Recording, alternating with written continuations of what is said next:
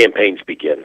And that's an interesting point, because we've talked about if we had Nikki Haley, Ron DeSantis, Pompeo, 2 or 3 others, and even the other ones are just getting 1% and 2%.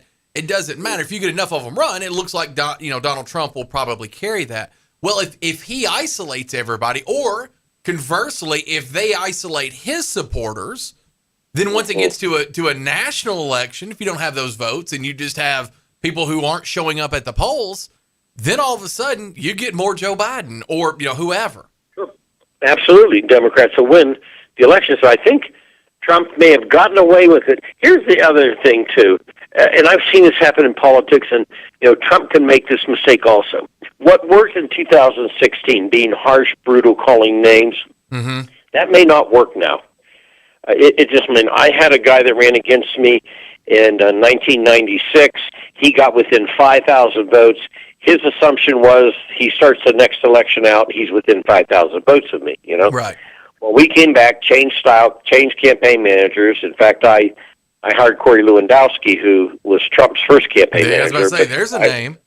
Yeah, I hired Corey years ago, and we put together a campaign and just walloped this guy the second round.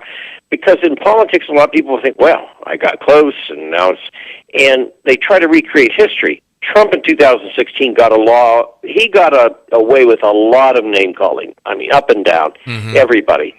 This is not 2016, and after a while, people may say, hey, I want to hear about the issues. This is a different era now. So I think he's got to be careful, and he could further isolate himself. I agree. I make it akin to when reality TV first came out. One of the first reality shows was a show called The Real World, and it was on MTV. And every kid at that time that was my age, we all watched and loved it. Then, Survivor starts coming, and then all of a sudden, all of your TV is nothing but reality TV shows, and and then you could see how kind of fake it is, like after a while, but that's all we got because that's what production moved to. Right. Maybe in the beginning, the whole name, we've never seen anything like that. Not on a national level. To that extent, we had never seen it before. It was, everybody had to kind of watch it and just kind of was mesmerized by it or hated it. But regardless, they were watching it. And so, but at some point where, by the time this election happens, we'll be 8 years away and probably 10, from when Trump really got started. Right. I think it does kind of go back to, okay, give us regular sitcom television. That's what we want again. This reality stuff's for the birds.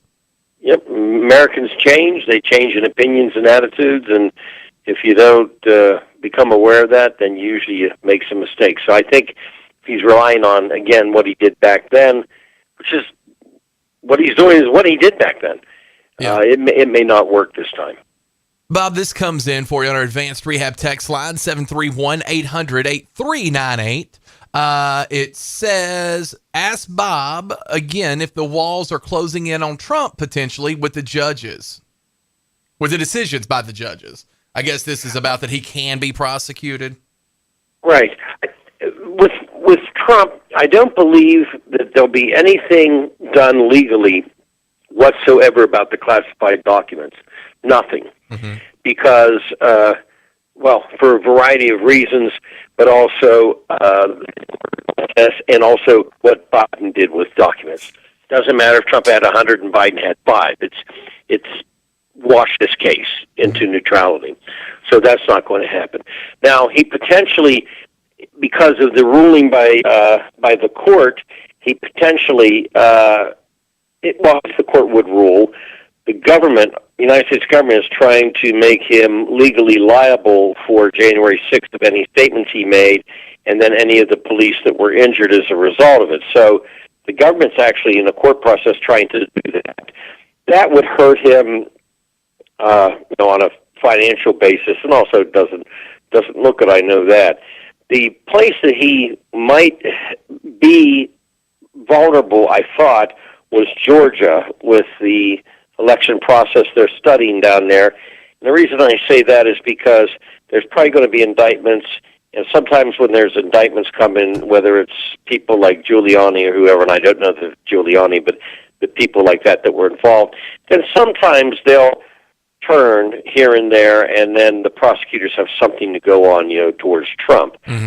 There's a possibility New York might have some bearing on him, on Trump, but then again, You tell me Trump's not going to win New York? well, no, the New York prosecutor. No, I know. I'm just kidding.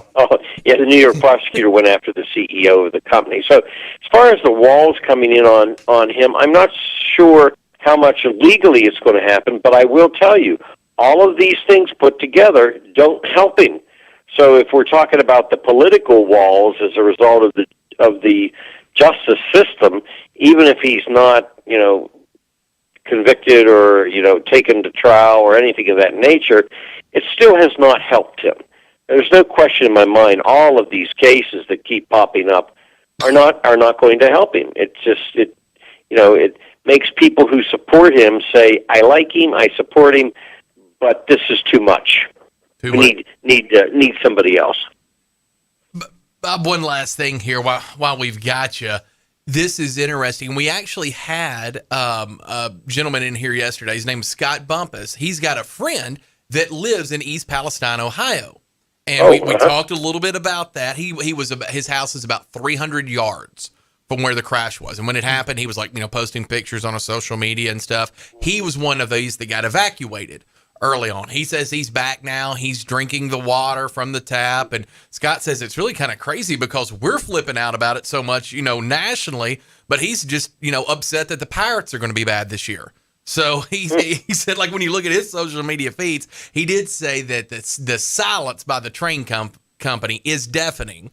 But that's, he said other than that, he's just kind of gone on with his life. But what's going on there now? What's the latest updates we have? Well, there are some people that are, settling back in, but there's also a lot of people up there that are extremely disturbed. There's more toxic tests going on with the soil and the water supply. There's some tests that the EPA has mandated. The one thing that's for sure is the silence of Norfolk and Southern is deafening. Mm-hmm. No question about that. And that's they did come down to a town hall. What's that? Isn't that that's what my contention was yesterday. It's I'm sure the legal team there is saying, all right, y'all don't say anything, right? No press conferences, no anything until we get all this figured out. Yeah.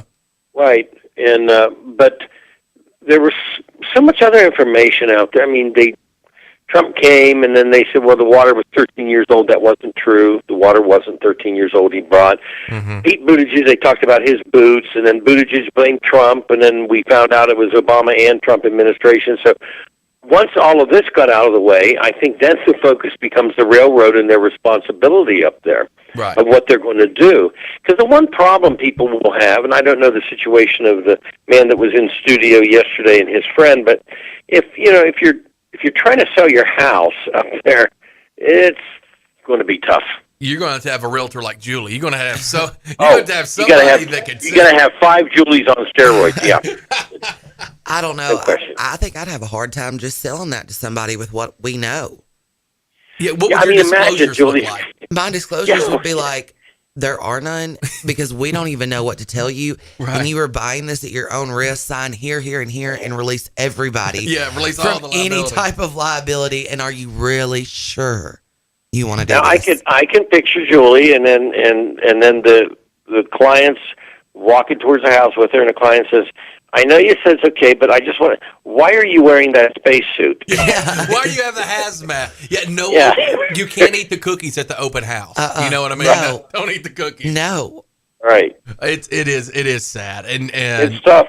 We do think about those people. Hopefully, the right thing will be done by the railroad company, either by their own decision or somebody else making that decision for them. Right, and they need to have transparency and also testing, and because maybe it will be removed from the soil, maybe it's out of the soil. They just need to make sure, and that way people are comfortable up there. And things have happened before, and then communities can be made whole, but they do need to use some of the best science to find out if there is anything still contaminating any of the area. Oh yeah, where we've dropped the ball the very most, and this sounds like such a simple thing, but I really believe this, where we've dropped the ball the very most, from locally to state to federally, has been with maintenance of roads, of infrastructure, of equipment of stuff like this that you do have government oversight on, no small business in America could run the same way a government does, right? If I never changed the oil, we have 14 vehicles, right, that are on the road every single day, just running up and down the roads. If we never changed the oil or rotated the tires, if we just put gasoline in them, sounds like it me would with a cost car. me so much more money. I would go out of business. I couldn't afford to operate. But we've done this. We've allowed, and I don't know if this is true or not, but I read somewhere that this was still 1900s brake technology on these trains, and I have no idea. It is old technology, and that's, of course, in general, we tend to do this. We don't have preventative maintenance programs, and, the highways, we wait till they get deteriorated, and it's sort of the old expression, you pay now or you pay more later, but we do it with healthcare, too. There's no real emphasis on wellness as much as there's emphasis on, after you got a problem. It's just sort of, I don't know, nobody wants to upfront the money, I guess. Yeah. Or it's easy to take the money that you would appropriate for that and then move it into something else. That's what happened in the state of Tennessee for a long, long time with our roads, which used to be by far the best roads in the country. I mean, everybody would say it. I mean, all you had to do was unfortunately go to Kentucky, which I wouldn't recommend to anybody. But if you got lost and you were in Kentucky, the second you crossed back into Tennessee, you could feel it. Now, even Kentucky, which I'm assuming most roads are gravel there, are still in better shape.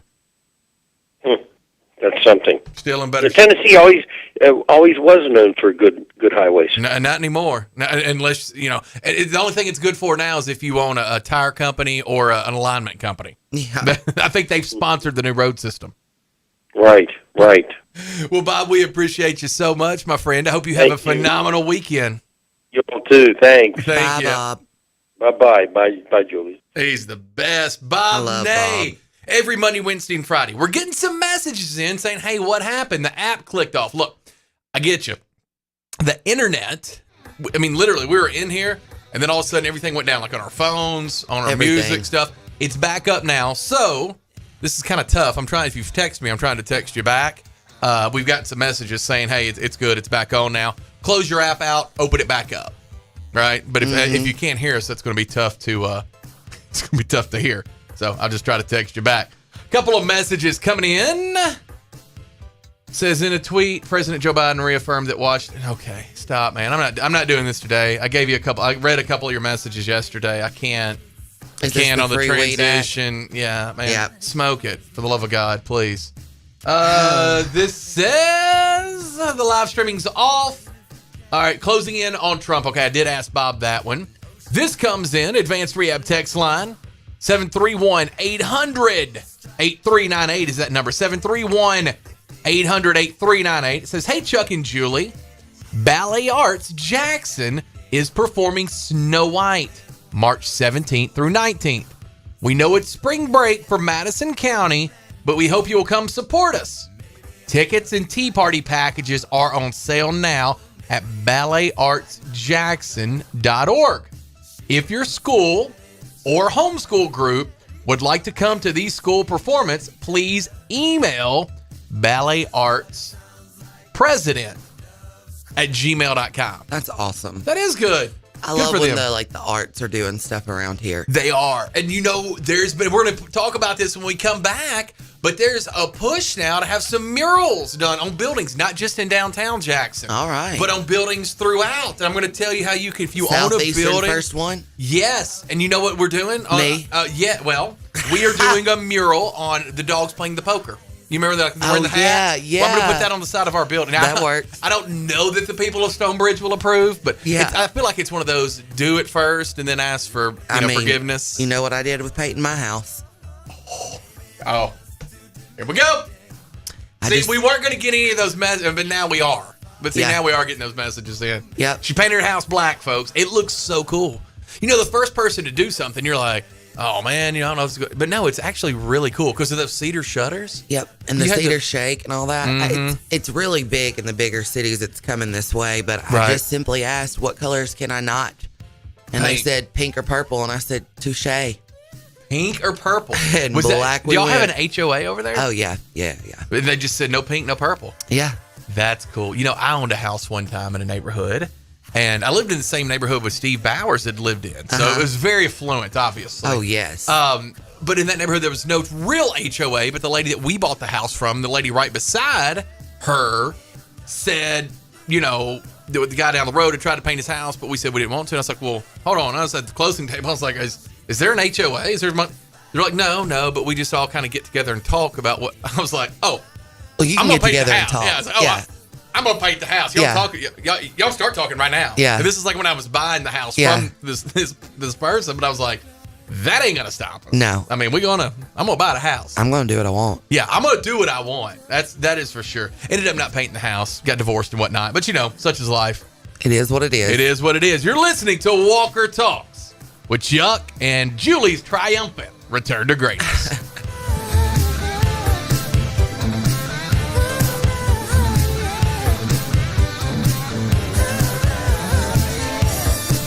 Watch Tennessee Championship Wrestling every Saturday morning at 11 a.m. on NewsTalkWestTennessee.com. See all the Memphis legends: Jerry the King Lawler, Dangerous Doug Gilbert, Superstar Bill Dundee, along with stars of today: The Mid-South Prodigy Bam Bam Bundy, M.J. Davis, Mr. Marvelous Mike Mayo, Insane Dane, Big Gravy, The Rocket Josh Benson, Lucky P. Larson, and many, many more. You can also view TCW on the News Talk West Tennessee app for all your Apple and Android devices. Catch Tennessee Championship Wrestling every Saturday at noon on NewsTalkWTN.com. They say consistency is the key to success. They weren't wrong. So how about grabbing a beer that's consistently smooth, consistently refreshing, and consistently light? You might just find that the road to success can be pretty enjoyable. Michelob Ultra, the perfect balance of taste and refreshment, and only 2.6 carbs and 95 calories. It's only worth it if you enjoy it. Enjoy responsibly. Anheuser-Busch Michelob Ultra Light Beer, St. Louis, Missouri. Central Distributors, Jackson. Let's face it, people want to feel loved, appreciated, and pampered. Beauty to the Bone has a mission and a purpose to help you look and feel beautiful inside and out. From facials to Botox, fillers, lasers, IV therapy, functional medicine, and all in between, we've got you covered. Book your appointment today to feel your very best tomorrow. Book your appointment today. Call 731-300-9103. That's 731-300-9103. Looking to add a little spice to your love life? Nothing adds spice like gunpowder. Jackson's only indoor shooting range. Date night at the range. Here's what you lovebirds get: a shooting lane for two targets, 100 rounds of ammo, eye and ear protection, and a $30 gift certificate to Texas Roadhouse. All for just $99.99. Now that's firepower. Perfect for a gift card from the range. The Range, 2310 North Highland Avenue in Jackson. Go to therange.com. Vintage doesn't always mean long-lasting. As your home systems age, your repair costs, utility bills, and breakdowns rise. During Hiller's Vintage Showdown, we're giving away a free new system to the owner of the oldest HVAC unit. Submit a picture of your old equipment online to see if you qualify as the winner. Everybody wins with trade-in credits plus 0% financing for up to 48 months with approved credit on select new HVAC systems. Enter to win now at happyhiller.com. Call the Happy Face Truck today. What do you think he'll get you this year? Candy? Flowers? No, I was thinking something more sparkly. Wow, congratulations. How many carats do you think he'll spring for? Girl, forget the ring. I want some of that shiny 45 Automark bling. At 45 Automark, get a jewelry box full of $1,000 savings just by walking in and saying, "Show me the bling." We've had an 18-year clean Carfax successful marriage to our customers, and to keep the romance alive, we're taking $1,000 off so our relationship thrives. Say, "Show me the bling," and carry this loaded leather sunroof Honda CRV over the threshold for $11,900. Pick up this 60,000-mile 2020 Chevy Colorado for just $21,900. Don't fall for Mr. Megadigger with a sappy sales spiel and false love sting. Whenever you drive in your Forever 45 ride, will give you the feels like a sweet romance with $1,000 off because you said, "Show me the bling." So call 989-8059 or come to 45 Automark today. Wear your $1,000 off the perfect for you ride with that love's in bloom at first sight feeling that'll make you swoon and leave you reeling. Dealer! Hi, my name's Dawn. I have been taking BioT at Advanced Medical. My moods are better. I sleep well. My husband has complimented me on the mood swings that are no longer affecting our marriage. Are these problems affecting your work, your relationships, and your quality of life? You'll be happy to know there's an exciting, natural solution available called BioT. BioT uses a natural way for men and women to correct these problems by safely and accurately balancing hormone levels without the use of synthetic injections or cream. I got blood work done, and they identified what hormones were out of balance. They gave me the bioidentical hormone pellets through BioT, and now I have more energy, no more brain fog, I'm sleeping better, and I feel like my old self again. I would recommend Advanced Rehab and Medical and their BioT program to anyone suffering with symptoms like mine. It's been life-changing. To book your appointment, call 731-462-8580. That's 731-462-8580. When the game goes into overtime. But the game goes into overtime. The choice to enjoy is easy. Bud Light. Easy to drink, easy to enjoy. Pick up Bud Light at your local convenience store today. Enjoy responsibly. Anheuser-Busch Bud Light Beer, St. Louis, Missouri. Central Distributors, Jackson.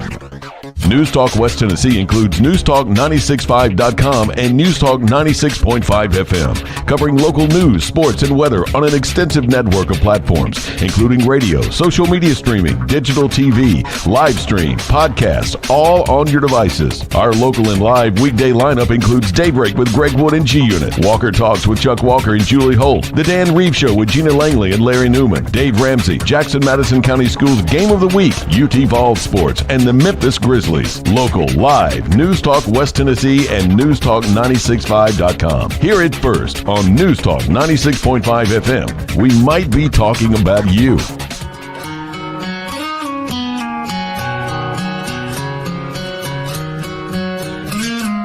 Last night we let the liquor talk. I can't remember everything we said, but we said it all. You told me that you wish I was somebody you never met. But baby, something's telling me this ain't over yet. No way it was our last night. I kissed your lips, make you grip the sheets with your fingertips. Last bottle of Jack, we split a fifth. Just talking about life, going sip for sip. Yeah, you know you love to fight. And I say shit I don't mean, but I'm still gonna wake up wanting you and me. I know that last night we let the liquor talk. I can't remember everything we said, but we said it all. You told me that you wish I was somebody you never met. But baby, something's telling me this ain't over yet. No way it was our last night. No way it was our last night. No way it was the last night that we break up. I see your taillights in the dust. You call your mama, I call you bluff. In the middle of the night, pull it right back. Welcome back into Walker Talks here on 96.5 FM News Talk 965.com. That's our new website. We don't like to brag, but we got a new website. The last one, we were too big for. We were too big for the last website. We outgrew it. We had to move. There was no foreclosures. I don't want to hear those rumors out there on the old website. We had to get a new one. The new one is newstalk965.com. Newstalk965.com. You can watch us live there. You can listen. There's been a little bit of trouble with our internet provider. They had to shut down and then open back up, like restart it back up. So if you're out there trying to listen on the app, we're trying to connect to it. Said they should be back at full strength in a minute, but you can watch live on newstalk965.com. You can watch live, of course, listen in your car and all that kind of stuff. So, Julie, Yes. You've been gone for a couple of days this week, understandably so, but we have had a really busy couple of days on the show. So give me the lowdown, the 411. Okay, well, we had, yesterday afternoon, Governor Lee did sign into law. Yep. And most bills are effective in July. This one's going to be effective April 1st about the drag show and the medicines and stuff. And there's parts of the bill that I think make so much sense. And there's parts of the bill that I think could be in areas of gray. So we're curious to see what you guys out there think. Our numbers are 731-265-6496. 731-265-6496. 6496. It's our Jackson IV and Wellness Clinic call-in number, 731-265-6496. Our Advanced Rehab text line is 731-800-8398, 731-800-8398. This comes in, it says, Obama-era safety rule for high-hazard cargo trains was repealed under Trump. I can't refute that. I'm sure that's good information, but I do know that a lot of people are saying, look, this was a continuation of some lax accountability under the Obama administration, and continued under the Trump, and now continued under President Biden. So I don't know. And honestly, does it matter what president was in office when this happened, or does it matter that, hey, we just got to get this fixed ASAP, right? Why don't we meet the problem right here in the ring first, and then worry about going back and assigning blame? Because honestly, I don't care if it was Obama, and I don't care if it was Trump. I just think we've got to get this fixed so this stuff quits happening, because it's happening. We've had how many train wrecks now? Derailments? Yeah, I mean, there was one, last week in North Carolina or South Carolina? Mm-hmm. I mean, it seems like every time we turn around, there's a train derailment. When our Catholic consigliere, Tony, was in with us, he posed the question that I know some people have thought of because I've seen it out there yesterday. And he's like, I wonder if this is like a George Soros attack thing. Like, I wonder if we're being, I was like, surely not. I mean, this is I've said that. Like, I think that there's so much going on, and we've got elections, starting to gear up, and like, what if they're doing all of this just to say, well, this is because Trump pulled that. It's too risky. Because Trump pulled that and changed that law that Obama had set. It'd be risky. I'd like to make a call. Uh-oh. Look here. I hit the wrong button, maybe. Good morning and welcome in. You're on Walker Talks with Chuck and Julie. Right. Good morning. Good morning, bud. Good morning. Julie, where in the world have you been? Well, Sunday morning, my sweet grandmother decided not to wake up, so she went to heaven. Oh, bless her heart. I didn't know that. Yeah, but we celebrated her life yesterday, and it was good, and we had a ton of family in and from all over, and it was sad, but it was good. Got you. Well, let's certainly hate that for you.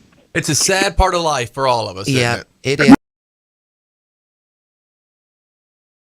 Day. Well, for her, it's a great part of life because she's back with her husband. They were married for 47 years, and she's back with him, and she's happy. And, what better way to go than in your sleep?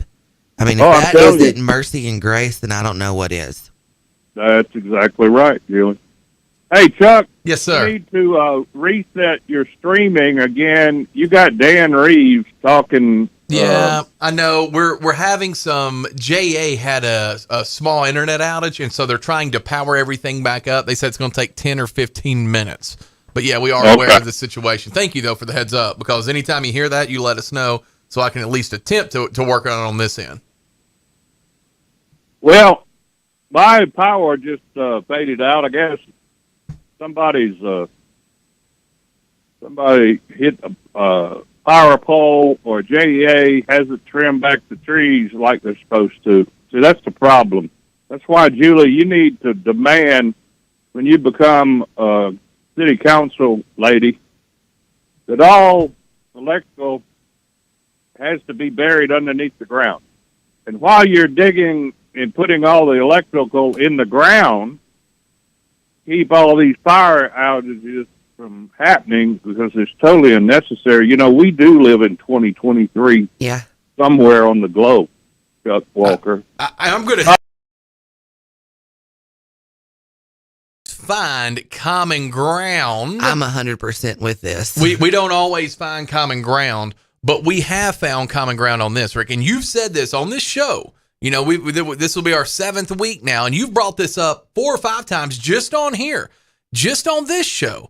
And you have said that the roundabout, where they put the roundabout, the drainage and all that. And I saw a picture 2 nights ago that Olivia Abernathy had taken of that roundabout being flooded out. I mean, there was water up to the door handle of a sedan. It was insane. Yeah. That's because Scotty Boy hasn't cleaned out the tile drain that's probably full of garbage.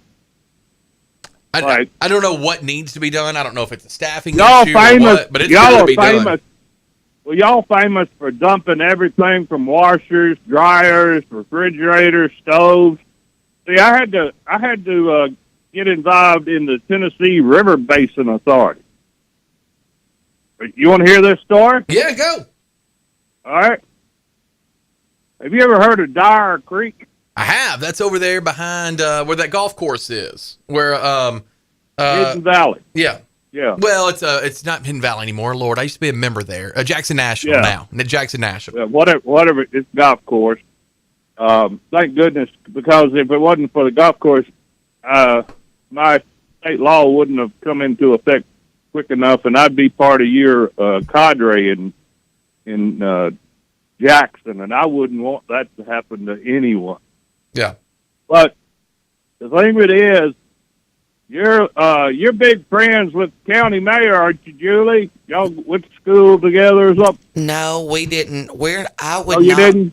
I would not say that we are friends. Oh, you're not? Okay. No, well, I actually hosted parties for John Newman, and he was running for county mayor. Oh, okay.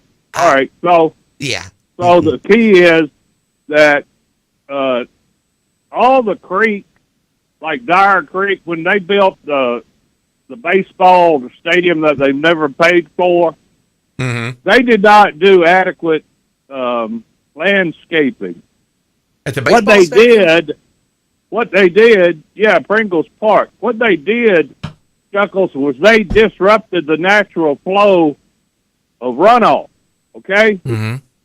All right, now the same thing happened when they put in Milan Express and created a heck of a sinkhole by the pilot. See?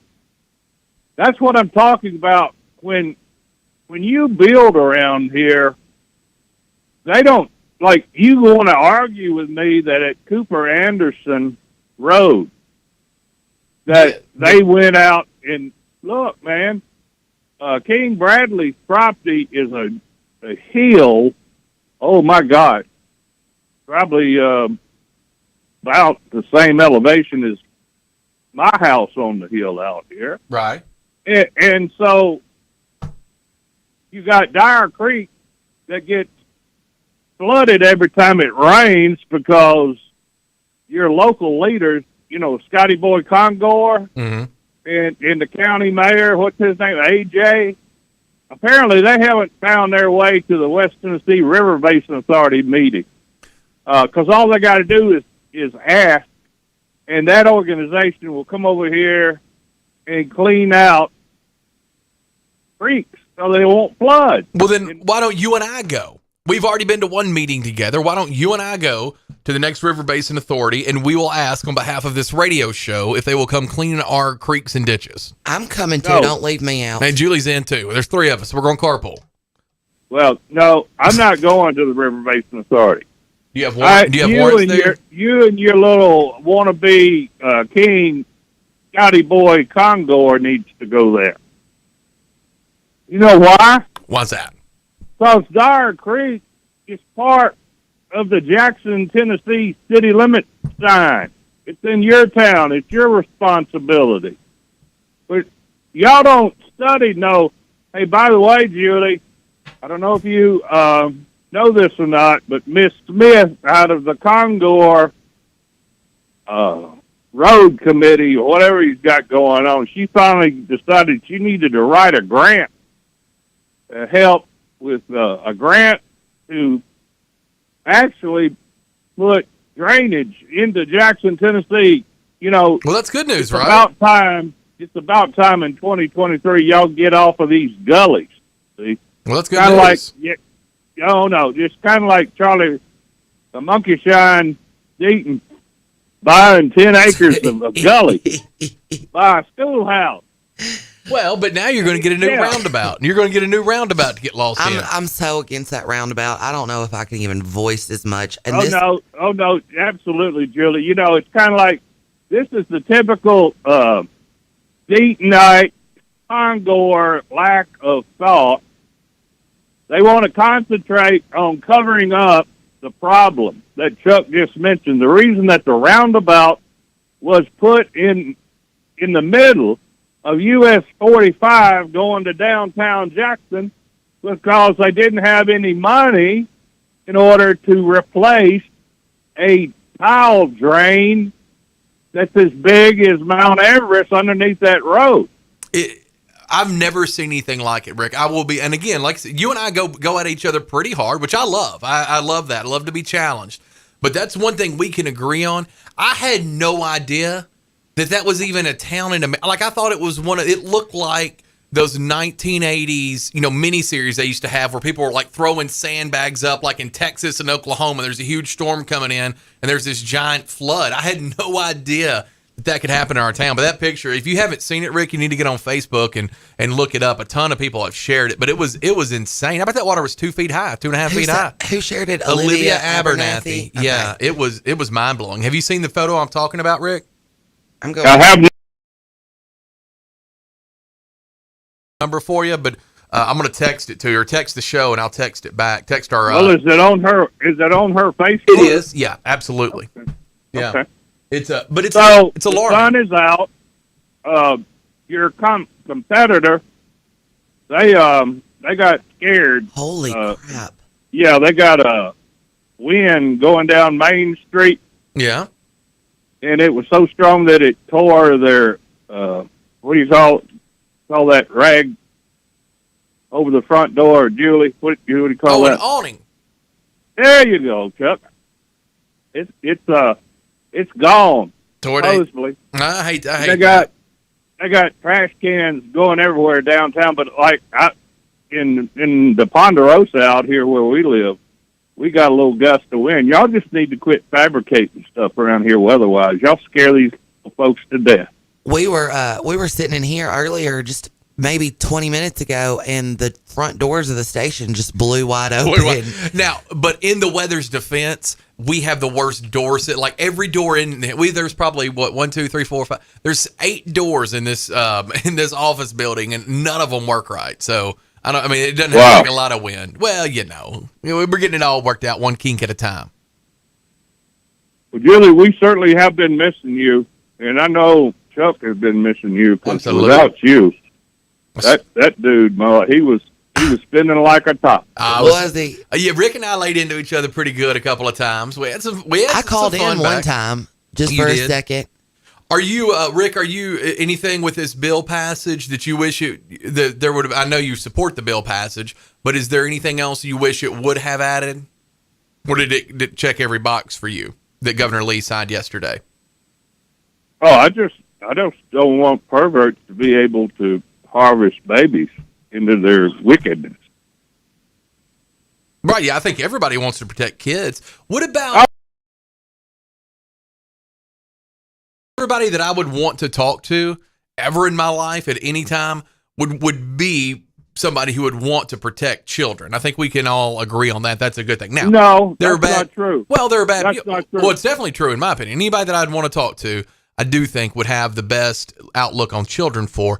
I am curious where this bill goes and how it gets manipulated, because what I think it's done is it's isolated both sides to the point now where there's going to be a lot of back and forth, which I don't think is very productive.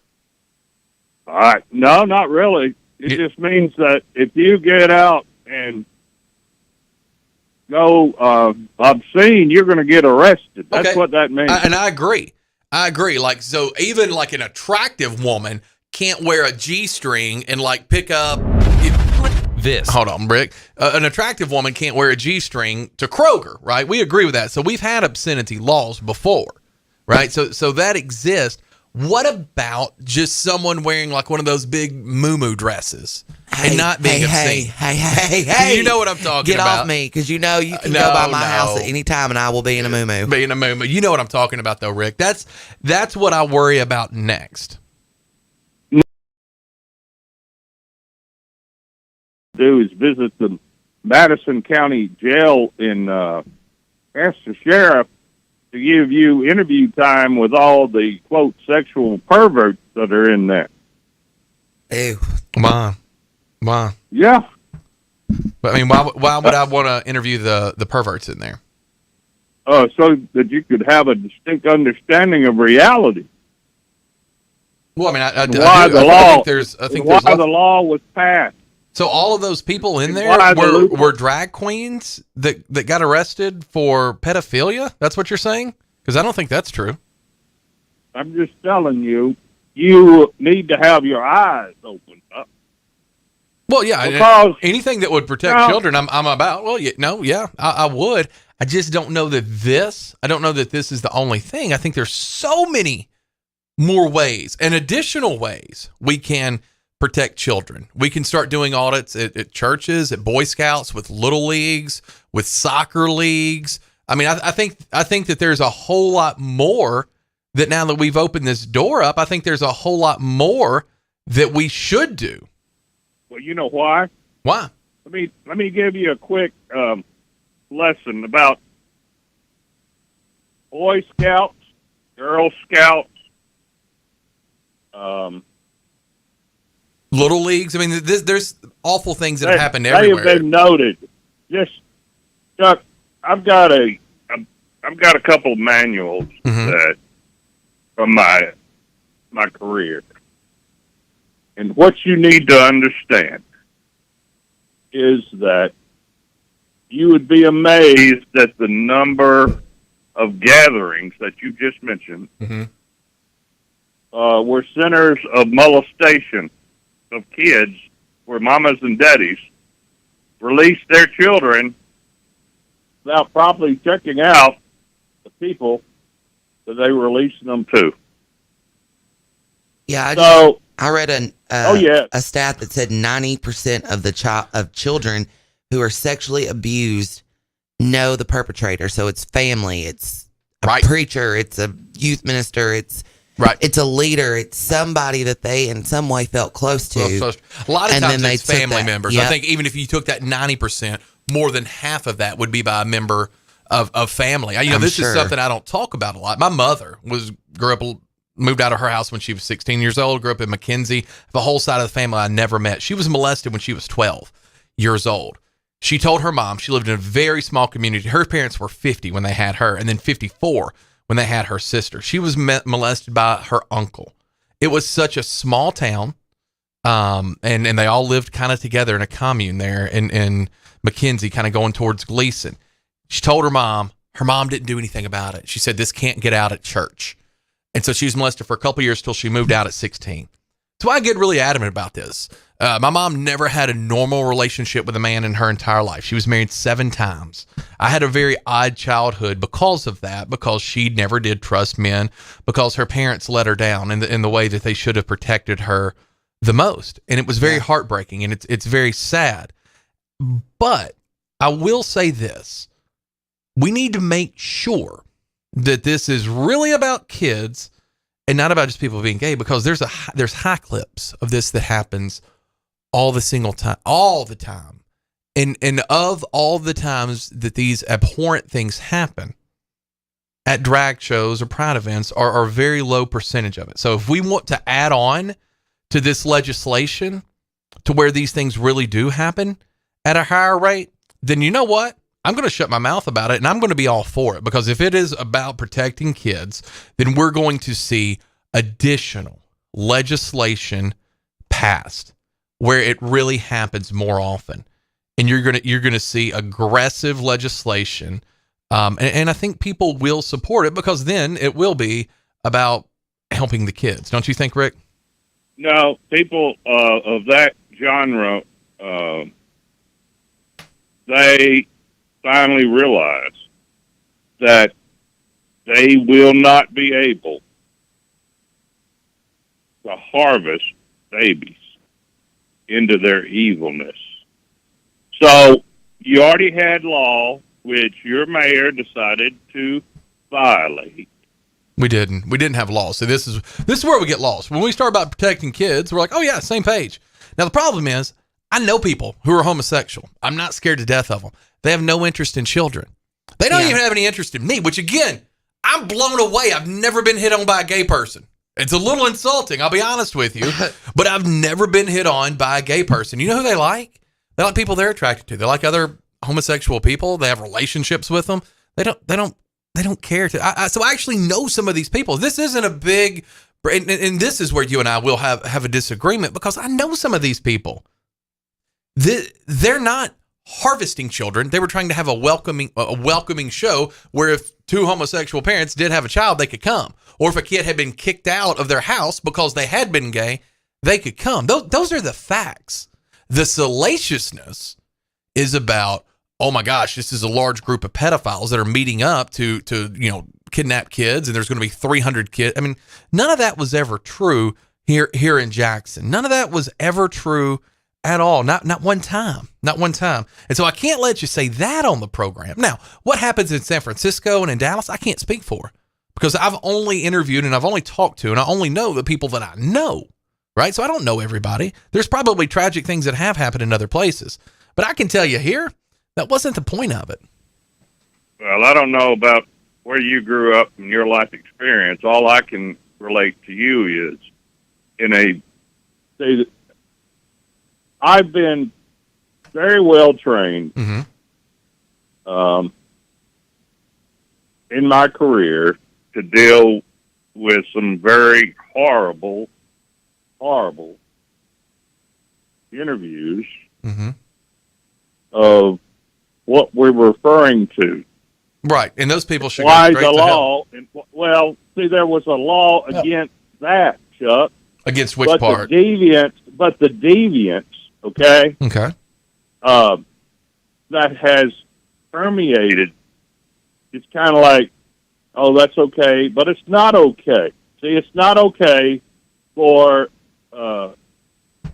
LGBTQ to introduce their perversion onto an innocent mind so that they can manipulate. They can. Are you talking about like a scantily clad drag queen? No, he's talking like that the reason they're gay is because they're perverse.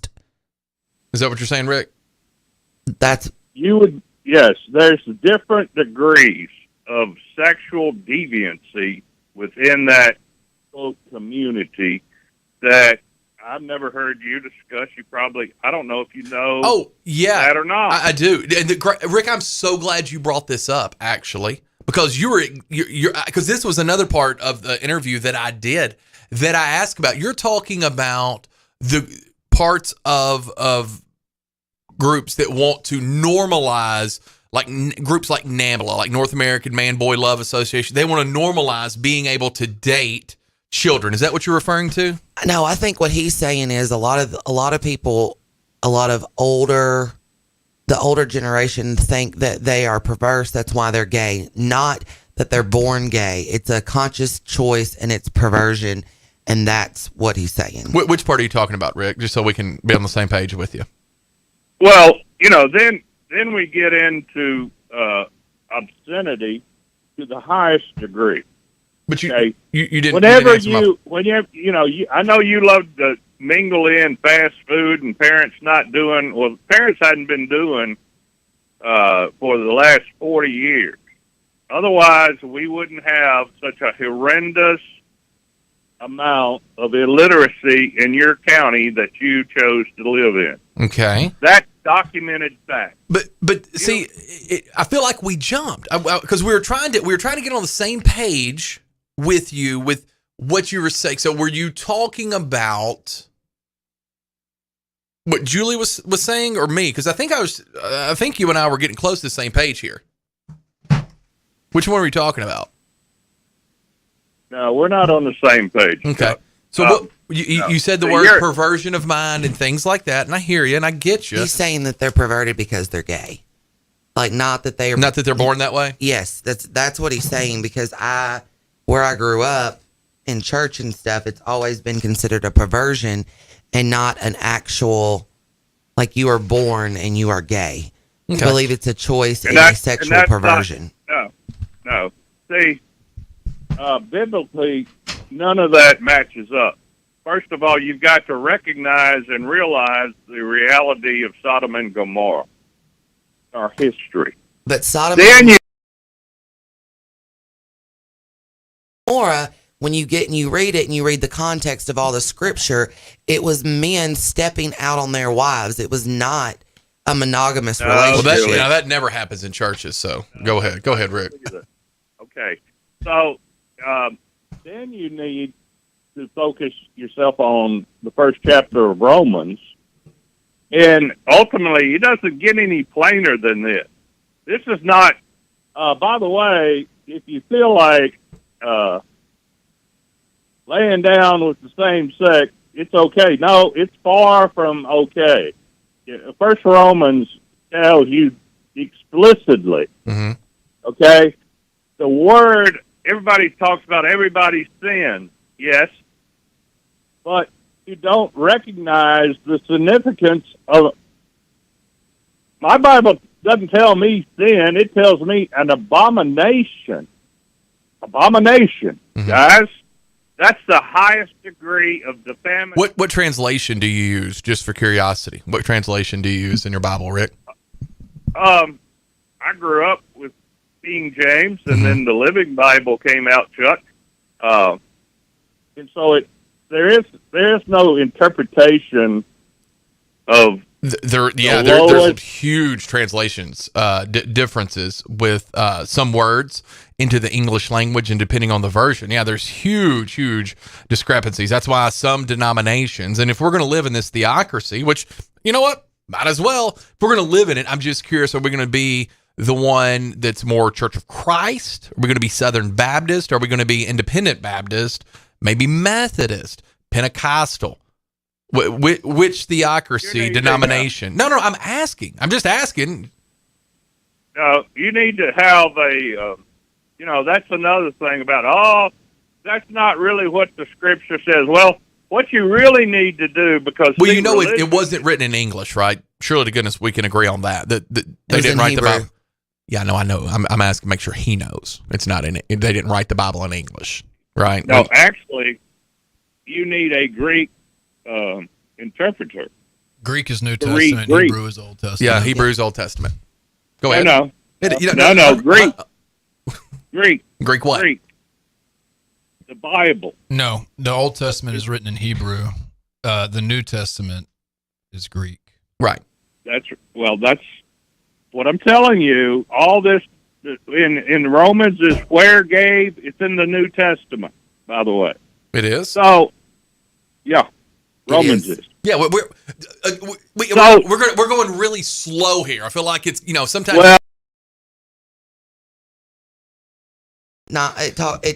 they're not using the word abomination, but they are also even talking about people who don't agree with their parents, slander, arrogant, boastful, evil. But he's talking about sin as a whole. That's the thing. No, he's talking about it's an abomination for a lady to lay down with a lady and a man to lay down with a man.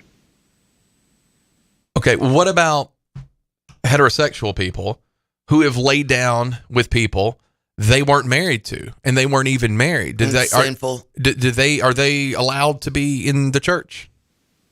Who's that? People who have had premarital sex and extramarital sex. Yeah. They're allowed to be in the church? Yeah, they need to repent. Right.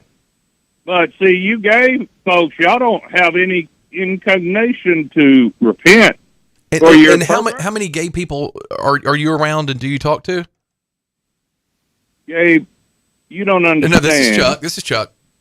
Well, I can't tell the difference. Understand how my voice is much sexier. Conversation. I didn't talk to Gabe. Well, I invited Gabe in. Gabe was coming in today. Did you? Yeah, I invited Gabe in. Nobody knows. He's like a little weasel back there in the corner. He's popping his head up. You know the game where you pop the weasel with a hammer. Yeah, now that'll get you kicked out of a drag show. Go ahead, Rick. All right. So ultimately, you can't brighten it up.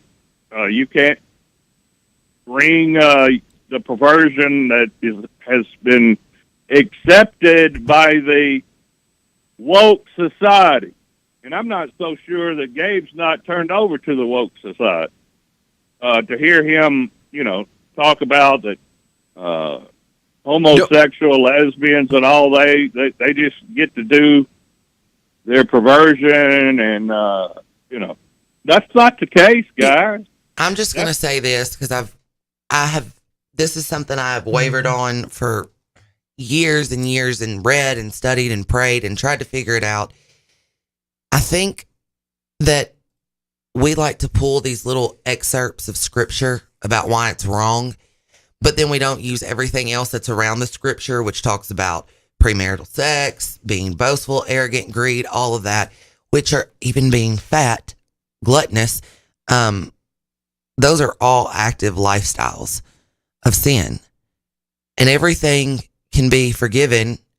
Nobody's going to be perfect. We're all going to be sinners, because the only person who is without sin has already died, and there's only one sin that is unforgivable, and that's not believing. And somehow this is coming into religious talk, which I absolutely refuse to do on a radio show, because you're not going to talk about it. But this was about legislation, and could you pass legislation, and could you rightfully, legally discriminate against a group? Well, hold on, let Rick finish. Could you rightfully, legally discriminate against a group of people based off of a religious view? It seems like the answer is yes. But look, it's just this simple. What you're trying to justify is unjustifiable. And which part is unjustifiable? Being gay, singing to a Cher song? Which part is unjustifiable? Wearing a dress if you're a man, wearing a tuxedo if you're a woman? Where's the which part's unjustifiable? Look, Chuck, you're trying to justify perversion. Which part? Obscenity.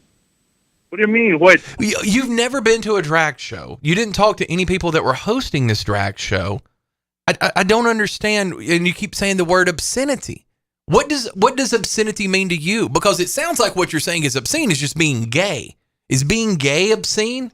Is that what the word means? Okay. It is. Okay, good. You know what? Then thank you. I got you.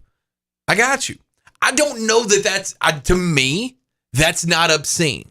To me, that's not obscene. To me, wearing Hello Kitty pajama pants at Walmart is obscene, right? I don't like that.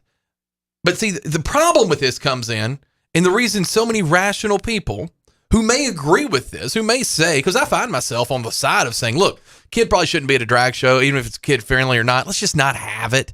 Let's just not do it. But that same side, that same logical side of me is like, you know what? Hooters may need to be 18 and up too. You know, I could live in a world where Hooters is 18 and up as well. And then I could say things like, well, you know, these kids, I know that we can't be with them 24/7. Maybe we should have a government approved app on our phone that our kids have to have 18 and under. They have to have an app on the phone that's approved by the government. See, this is where reasonable people can go.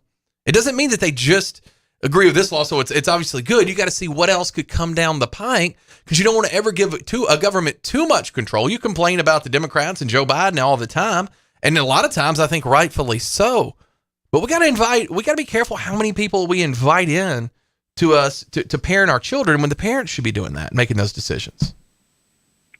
Well, I got news for you. Parenting has taken a tremendous left turn for the last 40 years. So should the government be doing immaturity? No. The immaturity, okay, is permeated to the point of no return of personal accountability, responsibility. Okay, so it's no return of personal accountability, responsibility. So is it our government's job to raise the kids now? Should we just send them to orphanages, just like government-run camps? And since it's to the point of no return, should we send the children so the government can raise good moral? Because it seems like I've read this story before somewhere. No, you're totally off base. No. You said parents have gone to the point of no return, where they don't read to their children, they don't do anything with their kids. The government has obviously stepped in. I'm just asking, how much should the government step in? They expect somebody else to do what they are obligated to do for their offspring. Mm-hmm. So ultimately, the schoolhouse has transformed itself into hiding information. There's a massive lawsuit that that you're a candidate for president out of California IA is going to get blasted with. They are firing teachers. They are firing teachers, okay? Because the teachers would not adhere to withholding information that the school system was creating in transforming other people's children. All right, I got you. This is moving slow here, so I got to speed up. We got a couple of texts. This says the Bible has been edited more times than a CNN Russiagate article. It says, yeah, Rick, because there's no sexual deviance around heterosexual folks. This comes in, it says, tell Rick that we put our hand on the Bible to uphold the Constitution. We don't put our hand on the Constitution to uphold the Bible. Rick is tyrannical, authoritarian, pompous, religious hypocrite. In my opinion, he's using religious views in his comments about gays. This says Rick would fit in perfectly in the 1600s. This says there are already existing obscenity laws in place to protect the public. And I think that's it, right? I mean, this is not something that did not exist before. You could not get up there and take your clothes off. Male, female, or any other version of, right? Nobody could do that in a public park. Nobody could do that in a public park. Nobody could do that in a public building. Male or female, heterosexual or straight. So the question comes in that I've read, and what I can't justify in my mind is, okay, where is the need for this? No, there's no need for it. It's political power at its worst. It grabs a narrative, drag shows, right? And then it takes it to the legislative floor, and now a law is passed because it is targeting a made-up windmill by a bunch of Don Quixotes who don't have anything better to do, and they are loud, but they are by far in the minority. And they make this an issue when truly, at its core, there's no issue. But all right, so with this new legislation, and I haven't read every word of it because my mind starts to numb after a long time, and they haven't put it on TikTok yet, so I haven't seen it. But could I dress up, like put a thing on, right? Put a dress up like womanless beauty reviews. Schools have had those for years. I was in one. Okay, I think I was actually in one when I was a kid at Bell's, like in 5th grade. But regardless, I think I remember that. I put it on that. I lip sync to this song, which I think is one of the best songs of all time. Purple Rain is on my Mount Rushmore of favorite songs. I lip sync to that. I don't ever disrobe, but there are kids. Am I going to jail? Yeah, well, I mean, it depends on. Then go back to what you said earlier. There are already laws on the books for this kind of thing. Right. This is it's unnecessary. It's taking a narrative that was created. Like, look. Chris Todd, the guy that brought this bill forward, he didn't know what a drag show was before he got some edited clips of a YouTube video that got sent around. Gabe, can we agree on this? Some of those videos, and we all know what we're talking about when we say those videos, some of those were obscene, right? Yeah, for sure. Right, and there's obscenity in every walk of life, every aspect. And I asked Chris Todd. So you think that heterosexual can be obscene? Heterosexual people can be obscene as well?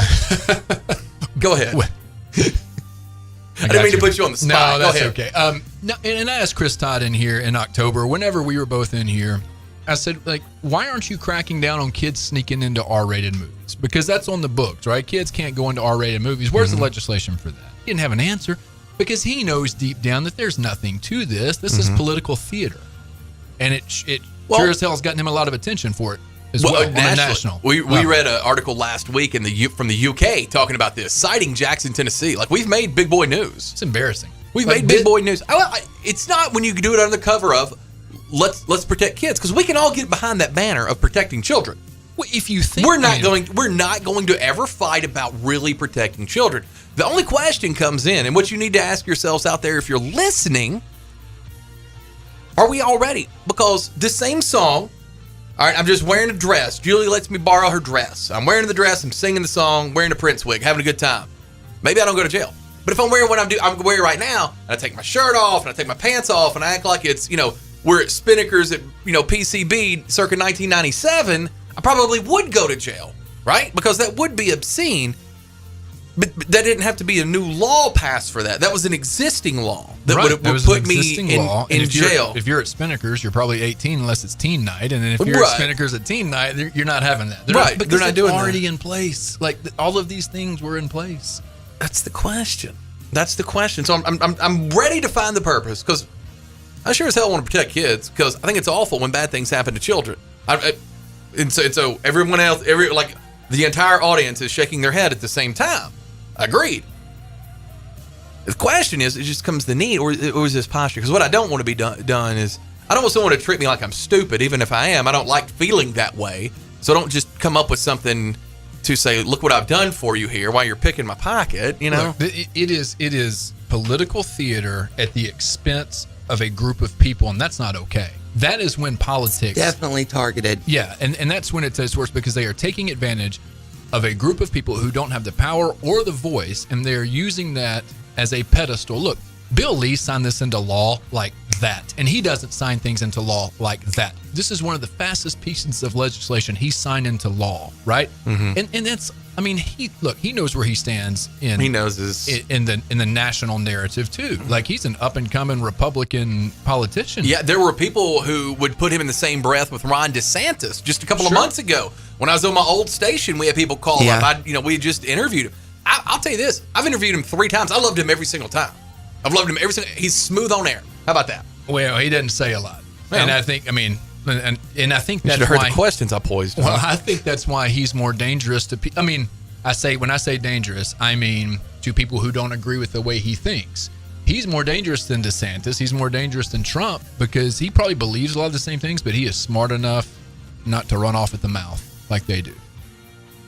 Like the guy, I am curious about this law, because how many times can you go to jail? How many different ways can you go to jail? What can you do? What can you not do? Again, I always bring it back to my son's girlfriend. One of her favorite things to do, and I've told her she could end up in the prison, is to wear his hoodie. She'll go to grocery store in the hoodie. Sometimes she'll come up to his work. She'll have his hoodie on. I'm like, all right, well, when you go to jail, don't call me. Look, I think I'm trying to stay on the right side of the law for once. But who's going to prosecute these two? Because I think that comes down to it, right? Like, they can be laws, but if you're going to get in trouble, you got to have somebody to prosecute these things. And would you have been okay if they said this? No kids at a drag show 18 and up. Period. And then we're not doing anything else with the law.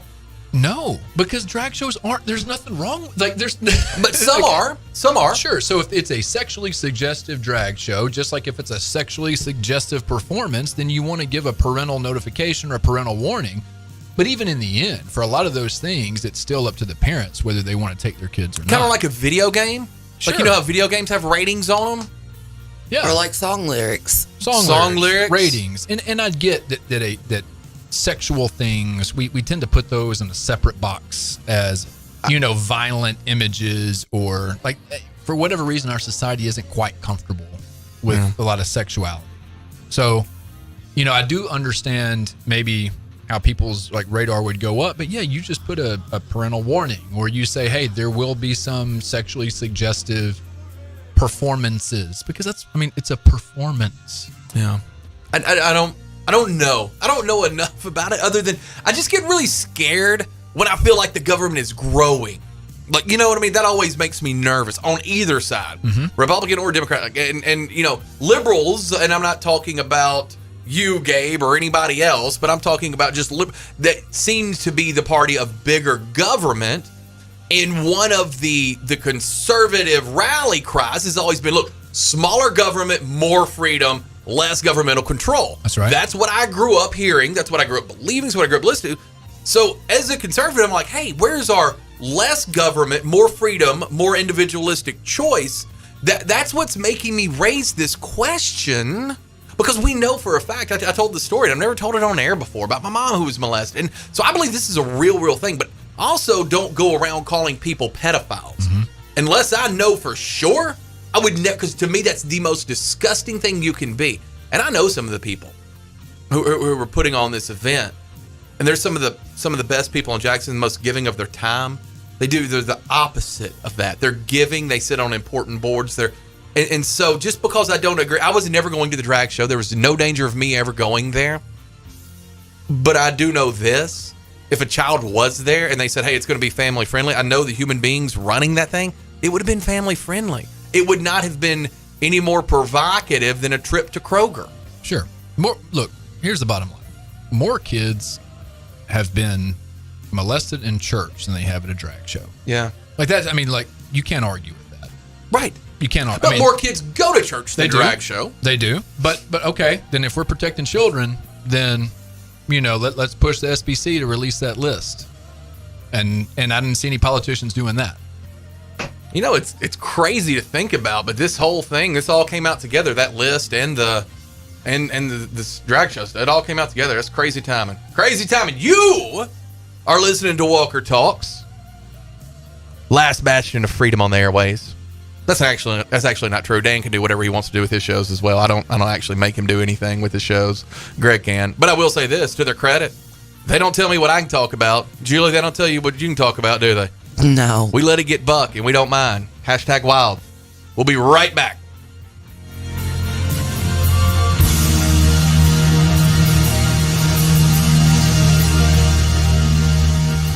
Welcome to Hampton Inn & Suites of Jackson. Make yourself at home in any of the 83 rooms or suites. Hampton Inn & Suites exit 83 at I-40 is minutes away from all Jackson destinations like the West Tennessee Healthcare Sportsplex, Casey Jones Village, Jackson Madison County General Hospital, and many industrial complexes. Enjoy free Wi-Fi, free parking, and free hot breakfast. Also a 24-hour fitness and business center.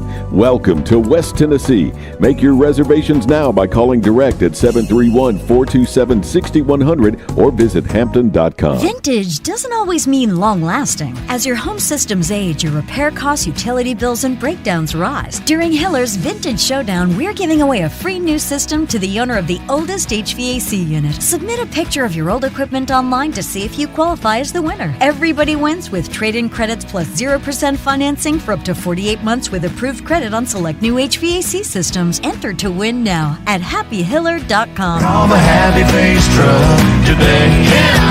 If you're in business, you know just how important each call is. You don't have time for phone or internet downtime. Your business needs a reliable communications partner 24/7. You need Lifeline Voice and Data. Lifeline Voice and Data provides telephone service to emergency service facilities all over West Tennessee and beyond. For your business, we don't just provide a phone line. We provide a lifeline. Lifeline Voice and Data. My name is Steven and I'm 41 years old. I started having problems with my weight, my focus, my energy all around. I spent thousands of dollars a year on supplements trying to get my weight down, and it never worked. Are these problems affecting your work, your relationships, and your quality of life? You'll be happy to know there is an exciting natural solution available called BioT. BioT uses a natural way for men and women to correct these problems by safely and accurately balancing hormone levels without the use of synthetic injections or creams. I got the treatment and it has been the best decision of my life. I feel great. I'm losing weight. I have more energy. I'm getting stronger in the gym and I can focus so much better. And I notice that I also sleep better and I'm always in a good mood. And I believe it's all because of the BioT treatment. To schedule an appointment to find out if BioTE is right for you, call 731-462-3596. That's 731-462-3596. The Rocket is coming to Jackson April 13th, Meridian Baptist Church. Roger Clemens will be the guest at the 4th annual benefit to the Trey Lindsay Scholarship. Roger Clemens has an unprecedented 7 Cy Young Awards, 354 wins, and 4,672 strikeouts. Clemens' career spanned 24 years with the Red Sox, the Yankees, the Blue Jays, and Astros. The 11-time All-Star, winning 2 World Series with the New York Yankees. Silent auction is huge with sports celebrity memorabilia along with hunts, duck calls, vacation packages, restaurant packages, and more. Follow posts on Facebook mentioning items leading up to the event. Call 731-217-7187, 731-217-7187 for table sponsor or ticket information. Brought to you by Work Care Resources and News Talk 96.5 FM and NewsTalkWTN.com.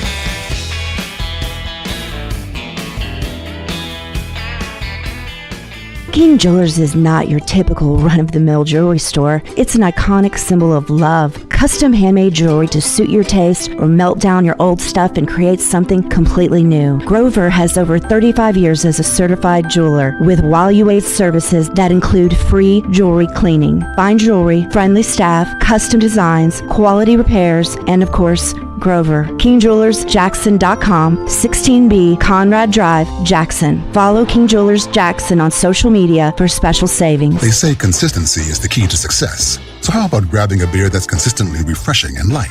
Michelob Ultra, only 2.6 carbs and 95 calories. It's only worth it if you enjoy it. Enjoy responsibly. Anheuser-Busch Michelob Ultra Light Beer, St. Louis, Missouri. Central Distributors, Jackson. Take us with you wherever you go. Download our free apps for Apple and Android. Visit newstalkwtn.com. Then click to download.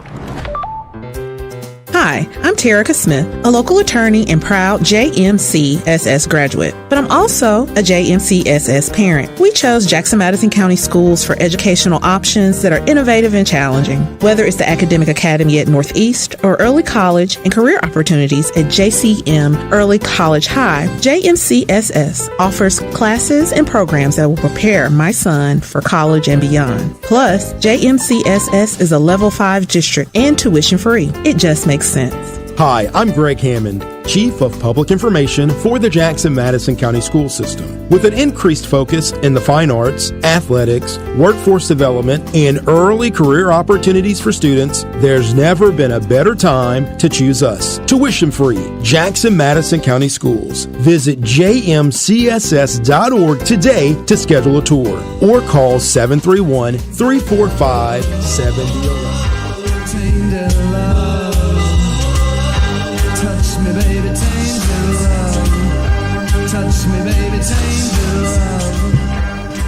You know what we could do? I mean, you could tell these are three non-engineers in the studio right now, me included. We could just move that camera, then everything would have been a lot easier. As I'm watching everything happen here, if you're watching online at News Talk 96.5, we're all jamming up together, and I'm looking at that camera. I'm like, oh, that thing swivels. I move it all the time. I don't know why I didn't think of that. You want me to reach up there and turn it? Just shake it a little bit. You just act like your arms are that long that you can just reach. Look at it. They are that long. Stretch Armstrong. Look at that. What does that tattoo say? Born back. Ceaselessly into the past? Celestial. Ceaselessly. Ceaselessly. Well, I couldn't read that. Your forearm's not that big. It's you're so tiny. You're like a little twig. Yeah. Ceaseless. It's the last line of The Great Gatsby. Oh, that's cool. why I didn't know it. Yeah. That's why. Did we have to read that in school? Yeah, but high school kids should not read The Great Gatsby. The Great Gatsby. We didn't read that at JCS. We did read Don Quixote. So when you started talking that, I was like, I had flashbacks. You remembered? Yes. We didn't read that at Union, did we? Because I know something about The Great Gatsby, but I don't know how. Well, it's Leonardo DiCaprio. Was it a movie? Yeah. The movie was terrible. The book is incredible. I read it every year. It's my favorite. How many pages? It's just like 120. It's not okay. I can definitely, because that's getting real close. I'm more of an article reader. I read things and then I listen to Bob Ney and Tom Scuteri.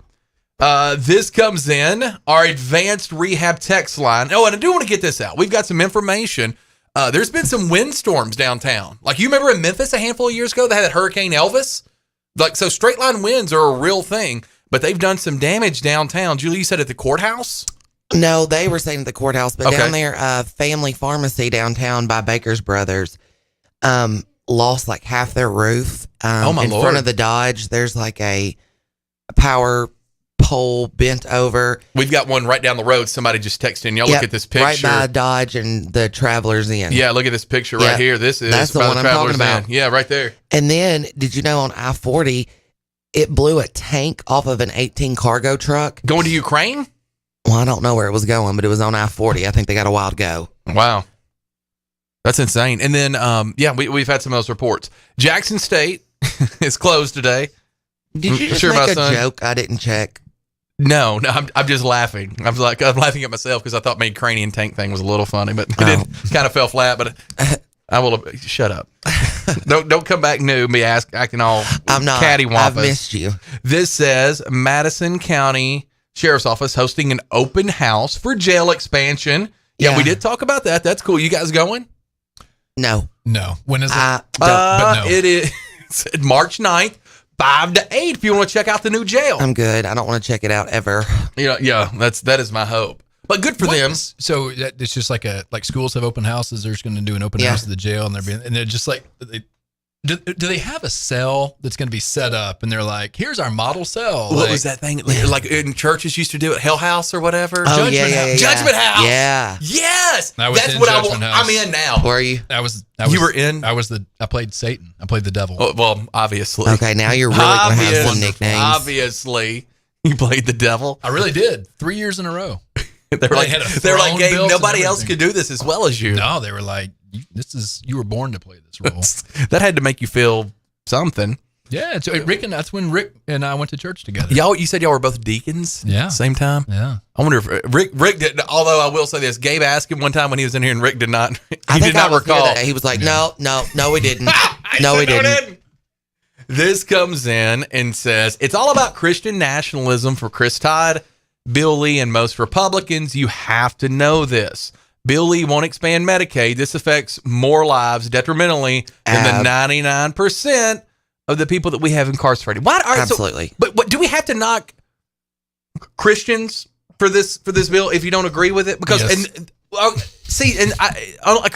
wanted to talk to you about this because I disagree. I'm a Christian. I'm a Christian and don't agree. I disagree with your premise, and this is what I hate about this bill, because what it's doing now is it's forcing me to pick a camp, and I don't want to pick a camp in this thing because I honestly think that we had a lot of these things were already on the books. I do believe that. Mm-hmm. That's a rational way to look at it. But I also, swear to goodness, believe that you could say, look, we're just not going to have drag shows at public parks. I'm good with that because I would follow it up and say we're not going to have bikini contest at a public park. We're not going to have so I would try to be on the not even on the side, but just I hear the word abused so much now. It's a new catchphrase that I hate. It's called common sense. This is common sense legislation. No, I mean if it's already there, it's redundancy. Okay, it's redundancy if it's already there. They did that. I'll go down saying this. They did that, and they made this law because they didn't have anything to stand on, and they knew that ACLU could come in and sue the pants off the county. Mm-hmm. That is why I think they did this. I mean, I'm going to say the truth. What are your thoughts, Gabe? Well, I think it's a good point too, Julie, about the ACLU, because that definitely would have happened. Yeah. Mm-hmm. And by the way, they're about to sue they're going to fight this bill tooth and nail on the state. Absolutely. The ACLU. Because it's very But at least targeted. they're going to sue the state instead of just us. But I mean, it's targeted. You cannot tell me it's not targeted. And going back to it is targeted. And I think that goes back to what Chuck said about like trying to, I forgot what you said, Chuck, something about does everybody have to be mad at Christians or? Well, it pits us against each other, I think, which is unfortunate. Well, here's why. Okay. And I think here's why, because the people who make these laws and push this legislation always attach the faith piece to it. Like they always do. And they do it on those moral grounds. But that's just as much of a blanket statement as them saying that all drag queens are evil or and trying to hurt our children. I mean, I'm a Christian and you can catch me at a drag show. So it doesn't, you know what I'm saying? You can't. But drag queens aren't making laws. And I think that's the difference. Well, but not all Christians are either. I guarantee you there is a man somewhere in the House or the Senate that puts on women's clothes at night. Oh, no. So just because they're not doing a show. Are you talking about people who like men who like to wear panties? Because that was actually going to be. Well, that is we're going to talk about deviancy. that on Monday. That's our Monday sexual show. Deviancy. I mean, let's get to it. How many times have people been busted in government all for the time. dressing up as a woman or doing the two-toe tap at the bathroom stall? Like, this is targeting a group, and they did it so they could do something about it being in a park or being in a public place. And I think what they can do, I think you can draw the line, because I'm not religious at all. And I took my blows me away headphones off whenever Rick was talking, because I don't even speak that language. I can't even argue about the Bible because it doesn't matter. Like we're not making our laws based on the Bible. Like, but we are. There has been spiritual influence. I will take you to task a little, and which is another. And the Bible is also a moral compass. I would say, but not for everybody. I'm smart enough to realize it's not a moral compass for everybody, right? We even have legislators like Ilhan Omar and people like that who are, we have legislators who are not Christian. So I wouldn't say that, but I would say that our country was not founded on, First Corinthians, but it was there were influences in there, and I think we could agree with that. Well, I think those are universal. You can find those in Buddhism. Correct. You can find a lot of that. A lot of those even good in tenets. I agree. Islam, like there are a lot of tenets of every religion, but we just want to pigeonhole Christianity with it. But I think you can draw a line because we are a Western culture, and the Christian religion is very influential in this culture. I think you can draw a line between evangelicals and other Christians, because it does feel like the evangelical wing, that is a more extreme. It's more extreme. It's more conservative, and they have hung their from George W. Bush. Since his election, they have run on this compassionate conservatism, which lines right up with it. Can I stop you on points? Mm-hmm. I mean, and not being funny, but sometimes you get a point, you need to finish it. But can I stop you on and take this piece by piece? Because I'm curious of this, and I've said this before. I said it earlier this week when Rick had our big back and forth with he and I, but I've had big back and forth with him on my old show as well. And I agree. I think there can be an extremism on the right, but do you agree that can be detrimental for reasonable people? But I think there can be extremism on the left too. Do you see any problems with, and not trying to pitch you against the Democratic Party or the Republican Party, but just getting clarification. Generalized. Do you see problems with the extremism on the left, like the heroin tents, things that we would consider extreme here, like the safe needles in the tent set up for drug users and stuff like that in some of the bigger cities out west, cashless bonds, things like that? Do you see the extremism there too being detrimental? Yeah, I think anytime you get too far to either side, you end up having an issue. Now, tell me about the heroin tents, because I'm not. Okay, there are things in California, assuming all the information that I've watched is true, but I understand information can get skewed, and there may be some in New York, but I know there's some around San Francisco. And the idea is this: look, our homeless population, a lot of them are drug users. They're using dirty needles. They're spreading HIV, syphilis, like everything you can spread with a dirty needle, but their addiction is so strong. So they have set up tents that are where you can go in. You have access to clean needles. They don't necessarily give you the drugs, but they give you everywhere to do the drugs in a safe environment. But you still can't. So what's happened now? Their homeless population, their drug abuse, like other people from other areas have found out about it, and so now tons of them are going because it's almost like a quasi hotel for drug users. And I know we already have those things now, but this one gives you the needles and stuff like that. Because to me, in my mind, that is it, because I could have told you what had happened. I mean, I saw the story, and then they were like, "We have so many homeless people here now. It's crazy. It's like a tent city. It's it's gotten out of hand. We came up with this good idea, but Lord, it's gone crazy." What are your thoughts on something like that? Well, I think the spirit of it was probably in the right place. Sure. I mean, I really do. Now playing, and so I think to pit that against something, let's just say this legislation has just passed in Tennessee. I don't think ever the spirit of it was in the right place, but. Yeah, that's a poor execution in reality. Right. But have you ever watched The Wire? Everybody tells me how great it is. I can't get through the first few episodes. Oh, I've tried it 4 or 5 times, but I need something new at the gym, so I will try it again. I promise. Well, you can't watch The Wire while you're working out. Well, I'm on the treadmill. Okay. The treadmill. Yeah, Right, I got to have maybe. something to distract me. Yeah. So there's an episode, and it is based on real life events in Baltimore, and Baltimore was corrupt at every level. Still is, from what I understand. Yeah. But from the bureaucracy of the local government down to the police force, education system, and each season takes a look at a local bureaucratic institution. So the first 2 seasons focus on the quote unquote drug war between the police and the gangs, and man, they operate basically the same way. They're just on 2 different sides of it. But in one episode, finally, a police captain of a certain district in Baltimore was like, they're going to do drugs. They're going to do heroin. Let's just give them this bombed out apartment complex, and they're going to use here, and we're not going to arrest them. It was the same idea. And right. Of course, it ended up like it did in California, and it was a disaster. But I think in that situation, people are dying left and right, and I think the local government just tried to do something to mitigate that. And it turned out horribly wrong. Okay. But yeah, so you can allow for dangerous thought, and I say you, and I kid you, Gabe, because sometimes you're on here and I'll rib you about, being what did I say that one time? You're the mouthpiece of the Democratic Party. You're like, no, I'm not. They don't want me as their mouthpiece. But I rib Gabe sometimes. But I like being around people that we don't line up ideologically with everything on, right? I can find a lot of white male conservatives in Jackson, Tennessee, right? That's not that hard. You just throw a rock, you hit one or two of them, right? But it's tough to find somebody like you. And so it's interesting to hear your thought process. And I probably fail sometimes, but I try to be really consistent in my thought process. And I was just curious with you too, giving me the litmus test there to see, because extremism on both sides are bad, right? We cannot have that on either side.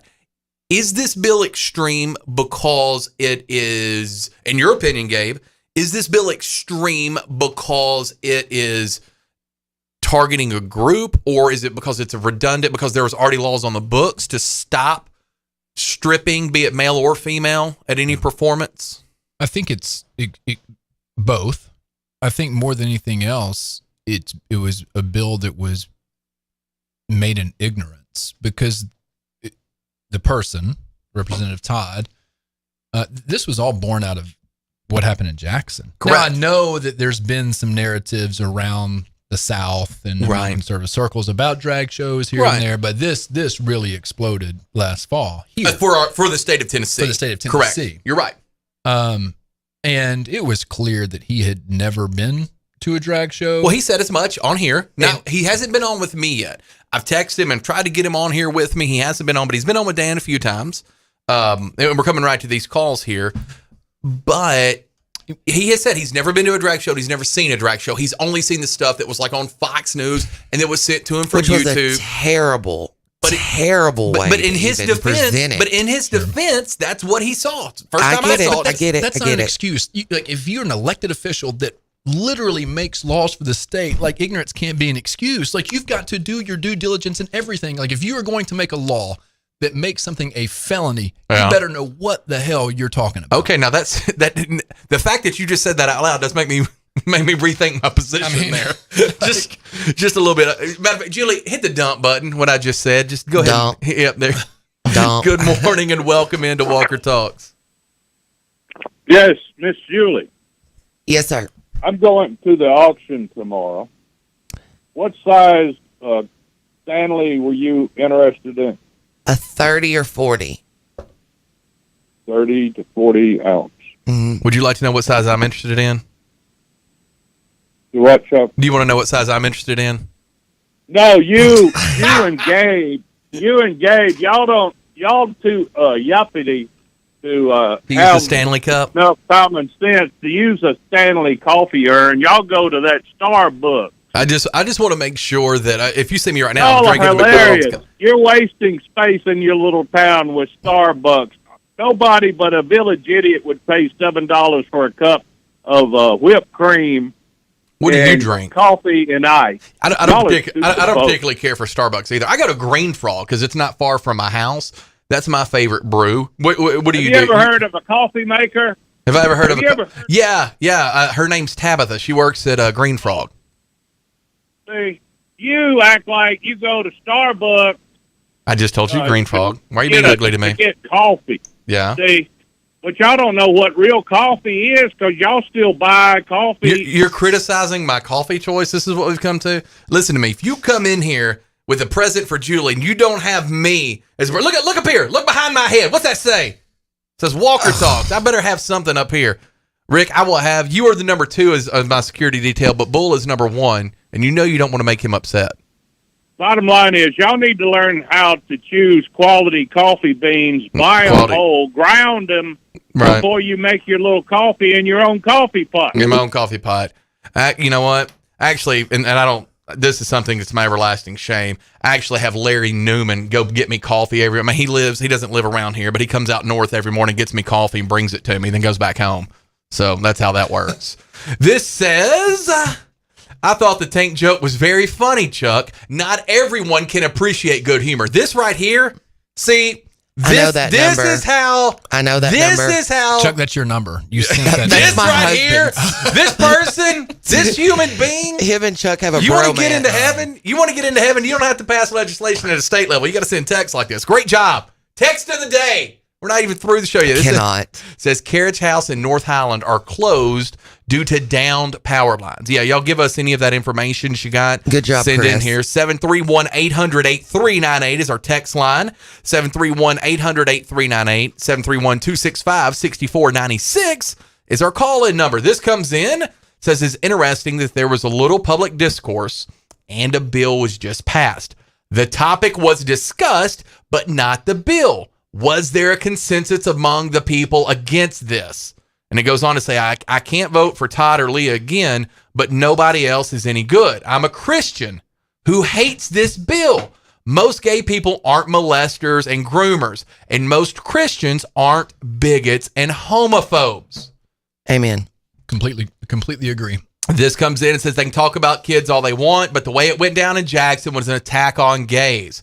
And if you follow the logic, it's illegal to be gay, and we are on the way to saying gays can't live here, which we've actually been saying for years. This comes in, says, who's going to tell Mayor Scott he can't bring poison to town? And then there's a picture of the people from... That's terrible news. I love Every Rose Has Its Thorn.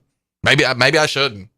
Am I gay, Gabe, if I like that song? Every Rose Has Its Thorn. That's poison? Yeah. That's Poison. Yeah, it's Poison. Something to Believe In. Highly underrated on that album. That is a good one, yeah. Something to believe in. This comes in. I feel like they're attacking me again. Says Gabe made a very good point that I make all the time. The right-wing Christian nationalists are making the laws, not the far left. I think it's a false equivalent. That's not true. That's not true.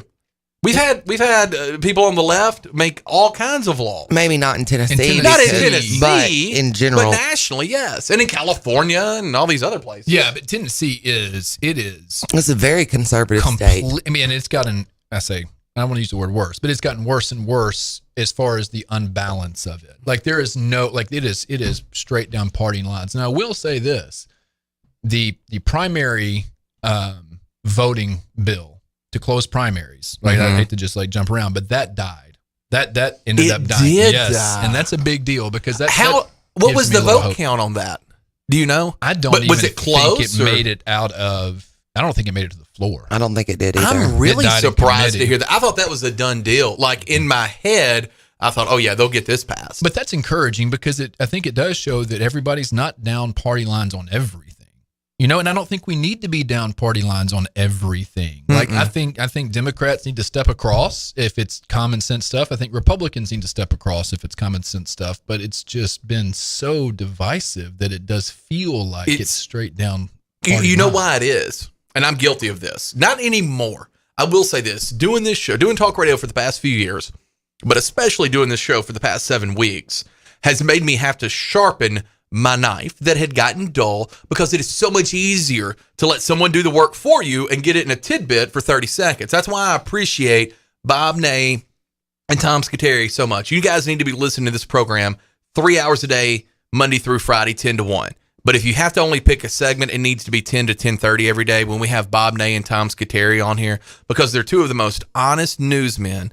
Bob gives you an opinion that is unbelievable because he was a Republican congressman, went to jail, still has Republican tendencies. But you know, everybody's kind of that way, right? Like ideologically, they're that way. But he'll blow up both sides. He'll tell you the truth of what he thinks is really going on. And then Tom Scuteri and his geopolitical reporting. He's been a war reporter for 30 years, and one of the most impressive interviews I've ever had is Tom Scuteri. Those guys are great. It's really hard when you have to dig in and really research this stuff because what you will do, and I'm not talking to you, Gabe, or you, Julie, I'm talking to you out there because this was me. Hey, just show me the rest. It's the difference between making a home-cooked meal and going to, Louisiana Lagniappe and having them make the Bayou Grouper for you. Okay. But when you do it at home, you learn the process. You see everything that's out there. And that's what's happened, or that's what happens when you do it yourself. You find all these things that make you raise an eyebrow because you're making the home cooked recipe yourself. And you're like, wait a minute. I can't believe this is in this legislation, or I can't believe this is what's trying to get passed because they may throw other stuff in there. Yeah. And I think that's where mass media has failed us terribly, has failed or purposefully accomplished what they set out for. Well, okay, so we're in my English class that I teach at JCM. We are reading Fahrenheit 451. Have y'all read that? Okay, so in school, been a long time ago. It was written in the 50s. Ray Bradbury wrote it, but all of these things that he wrote about it, like they are happening now. Everything in the book is happening now. People don't read. Of course, now I'm not saying we're burning books and we've eliminated all the books. However, the way that we take in our information now is so quick and so fast and so shallow. Yeah, there's no nuance. People want to tell us what to think. And we want that even more. We want that. And right. Look, I don't know how many people watch Fox News, and I'll say the same thing about CNN, MSNBC. But have you seen the deposition and all the files have made public from the suit by the election voting machines to Fox News? And Dominion, yeah. Fox News just being like, hey, we're just making it up. They said, and they've said things that it should alarm all of us out there. And I watch Fox News, but when Tucker Carlson says, "Look, no reasonable person would believe this," that's not cool. But that's how people get their information and solidify their belief systems. It's not good. No, guys, we got to catch up on a break. We'll come in right back. We're going to join the top of the hour news already in progress. Get your top of the hour news on. You're listening to Walker Talks. We'll be right back. In nearby Hurst, Texas, Michael Roberts tells KDFW-TV that the storm tore the ceiling off his apartment. You can see it coming in. It got really windy, and out of nowhere it hit, and the whole building started shaking. Wind gusts of more than 70 miles per hour were reported in Texas. Teams from the National Weather Service plan today to survey storm-hit areas. I'm Donna Warder. On Wall Street, stocks are ticking higher now. The Dow up 245 points. The NASDAQ ahead 151. More on these stories at townhall.com. We're entering a time of increasing hostility against people of faith, a time when Christians are going to be tested on a moral and physical and financial basis, unlike any other time in our lifetime. I'm Lance Wallnau, Christian author, evangelical leader, here to remind you that you have to take action to protect and steward what God has given you. For example, record high inflation is going to continue to eat away at the dollar, and the savings of your retirement account is in danger. Fortunately, God does provide a way. To protect your retirement, I recommend diversifying your 401k or IRA out of paper and into physical gold. And the best way to do that is with a gold IRA from Birch Gold Group. Now, to see how it works, just text the word FAITH to 989898. That'll give you access to a free info kit on gold IRAs. There are no strings attached, so text FAITH, F-A-I-T-H, to 989898 right now, and I pray your family is blessed with peace of mind because you took action. Authorities in Greece say the number of people killed in that rail disaster still stands at 57. Recovery teams spent a third day scouring the wreckage in Tempe, that's north of Athens. A court in Belarus sentencing Nobel Prize winner Ales Bialiatski to 10 years in prison. Mr. Bialiatski is the founder of Vyasna, a leading human rights organization in Belarus. His deputy, Valyansin Stefanovich, was on trial with him. He was jailed for 9 years. And activist Uladzimir Lapkovich was handed a 7-year prison term. They were found guilty of economic crimes and of funding protests. The case against them is widely seen as politically motivated. Vyasna has been monitoring and documenting human rights abuses in Belarus as the country's authoritarian leader, Alexander Lukashenko, has been suppressing dissent and cracking down on civil society. BBC correspondent Steve Rosenberg. Breaking news and analysis at townhall.com. She's been praised for her work defending the little guy, but now she's being likened to a terrorist. Ohio officials are classifying environmental watchdog Aaron Brockovich as a, quote, special interest terrorism threat, end quote, in East Palestine, Ohio. The designation was made by the Ohio Statewide Terrorism and Crime Center Analysis Unit, who issued a warning ahead of Brockovich's visit to the town polluted by a toxic train derailment. According to Yahoo News, former Department of Homeland Security Acting Undersecretary John Cohen said that including Brockovich's name was, quote, problematic, end quote. Tasha Stevens reporting. At New Mexico State, the once treasured men's basketball program suspended for the season due to a fatal shooting and a gruesome allegation of locker room hazing. No word yet on when the men's program will be back up and running. More on these stories at townhall.com. I'm John Scott. Vintage doesn't always mean long-lasting. As your home systems age, your repair costs, utility bills, and breakdowns rise. During Hiller's Vintage Showdown, we're giving away a free new system to the owner of the oldest HVAC unit. Submit a picture of your old equipment online to see if you qualify as the winner. Everybody wins with trade-in credits plus 0% financing for up to 48 months with approved credit on select new HVAC systems. Enter to win now at happyhiller.com. Call the Happy Face Truck today. They say consistency is the key to success. So how about grabbing a beer that's consistently refreshing and light? Michelob Ultra, only 2.6 carbs and 95 calories. It's only worth it if you enjoy it. Enjoy responsibly. Anheuser-Busch Michelob Ultra Light Beer, St. Louis, Missouri. Central Distributors, Jackson. When you need a heart expert, you need an expert with heart. Corbin Cardiology is dedicated to providing the highest quality cardiovascular care in West Tennessee. At Corbin Cardiology, our patient-centered approach, along with a full array of diagnostic imaging services, sets us apart from other cardiovascular clinics. Corbin Cardiology has clinics in Bartlett, Dyersburg, Lexington, and the newest location is now open in Jackson at 58 Murray Guard Drive. To schedule an appointment in office or by telemedicine, visit CorbinCardiology.com or call 731-513-5701. Is your office or home office in need of a new printer, copier, fax, or multifunction machine? Do you need business cards, envelopes, or office supplies? Are you looking to upgrade to new office furniture? Office World Incorporated in Trenton has been serving all of the Gibson County and the West Tennessee area for over 65 years. Office World is a franchise partner of OfficeZilla. Call today,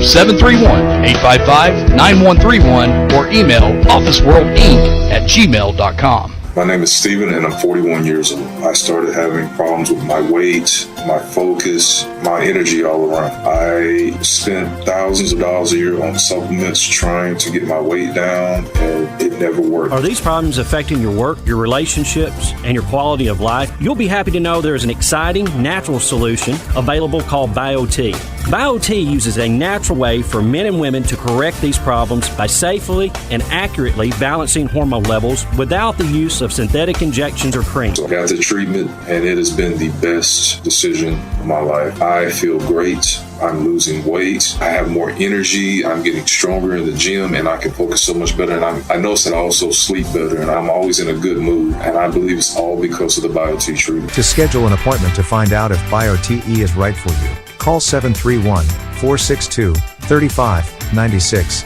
That's 731-462-3596. I'm just texting him back. I'm just posting a story. I'm just changing the song. I'm just...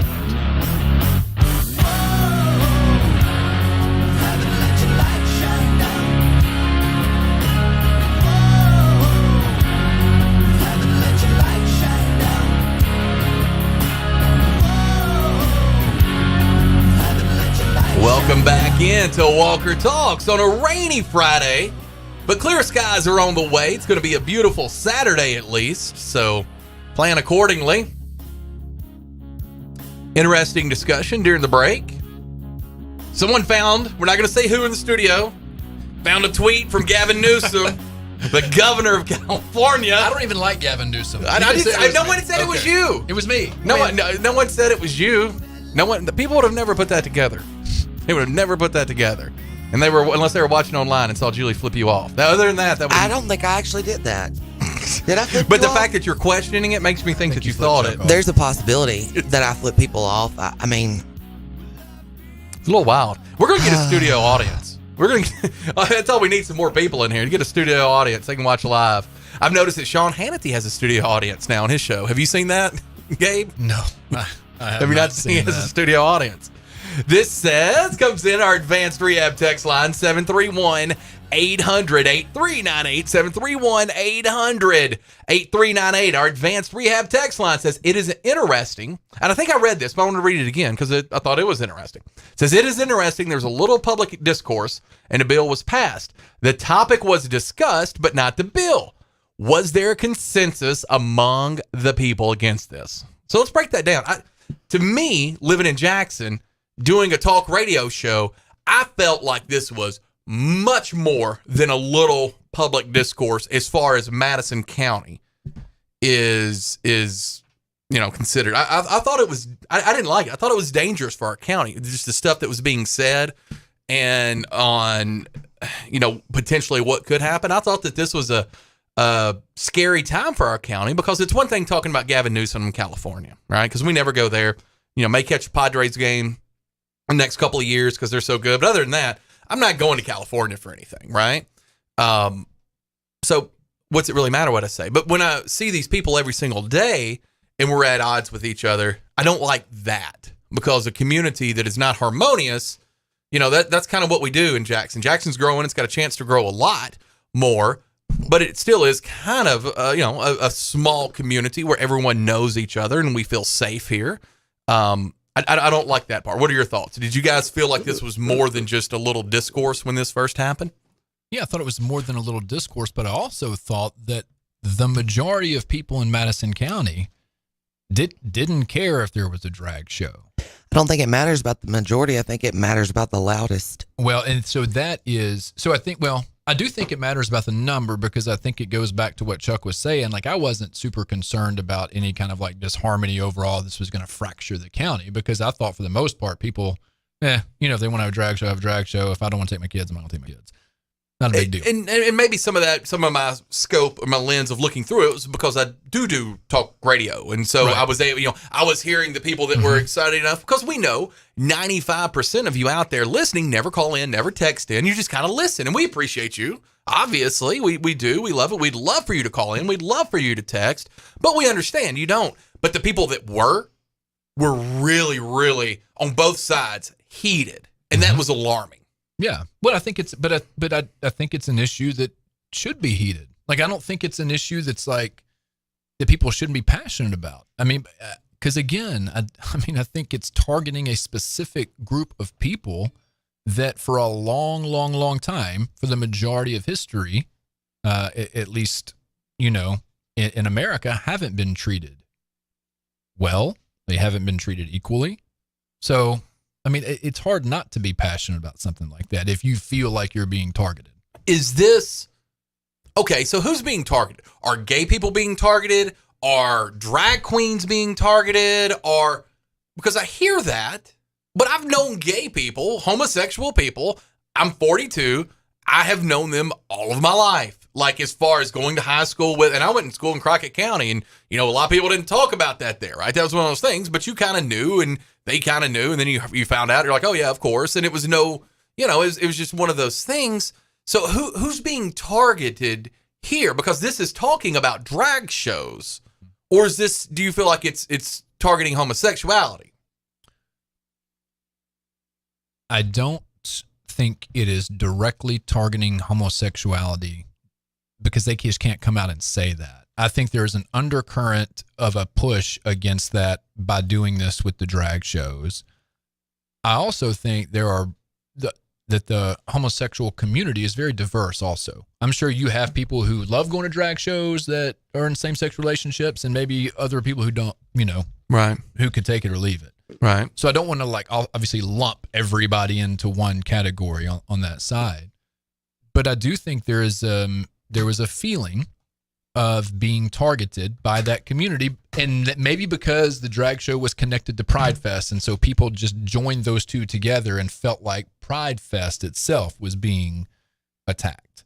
So, and I think that's a fair argument, like, because it's not like, this goes back to the word equity. It's not like the homosexual community has enjoyed the same rights and the same privileges as the heterosexual community. What rights, in your opinion, what rights would a homosexual be excluded from because of their sexual orientation? Well, up until 2014, marriage. Okay. Which is a pretty big one. Right. That's also right. Being allowed in the room when their partner is dying because they weren't married, benefits, like everything that goes along with. So for the past 9 years, though, it's gotten better with that, right? I don't know, 9 years is not 100 years. No. Hold on, my microphone's falling. No, 9 years compared to like the whole since the course history of our country. Right. No, but not even since the course of man, because there were cultures who were like totally fine with that. And, about the Greeks. Yeah. Yeah. That's what I mean.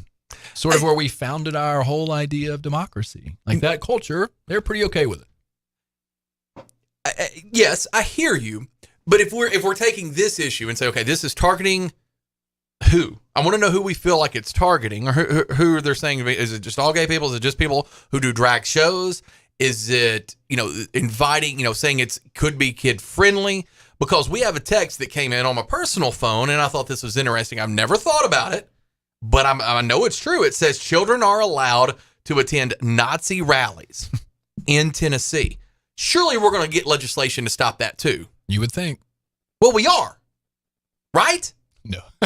Why wouldn't we? This is rhetorical. You're asking this. No, I'm serious. If we're all in, we're all in. We got to be all in. Man, that's a voter base for the people who are pushing this that they're not going to touch. Okay, like we'll sit back and wait, and we'll ask Chris Todd to push that legislation through next time and see if he does it. The children can't go to Nazi rallies. How could any of us not think that it would be a good legislative act? If he introduces that bill in the next session, I will write the most glowing editorial about him because he is doing something that would protect children. So let's wait and see. I think it's an interesting concept because I don't know that it could not happen. I don't, because we've opened this Pandora's box up now and we've said the words protect the children, common sense legislation. There's lots of things that are out there that we know for sure hurt kids. So I'm wondering if we'll address those too, because if we do, then I don't have to agree with everything, but I can at least I can appreciate the consistency. Mm-hmm. Yeah. I mean, we agree. We say we find an agreement. Well, I'm going to get Representative Todd on the program. He's been invited. I'm just going to keep inviting him until he comes. I'm sure he's been busy as of late. And I've only texted him a couple of weeks ago, so I'm sure he'll get back to me.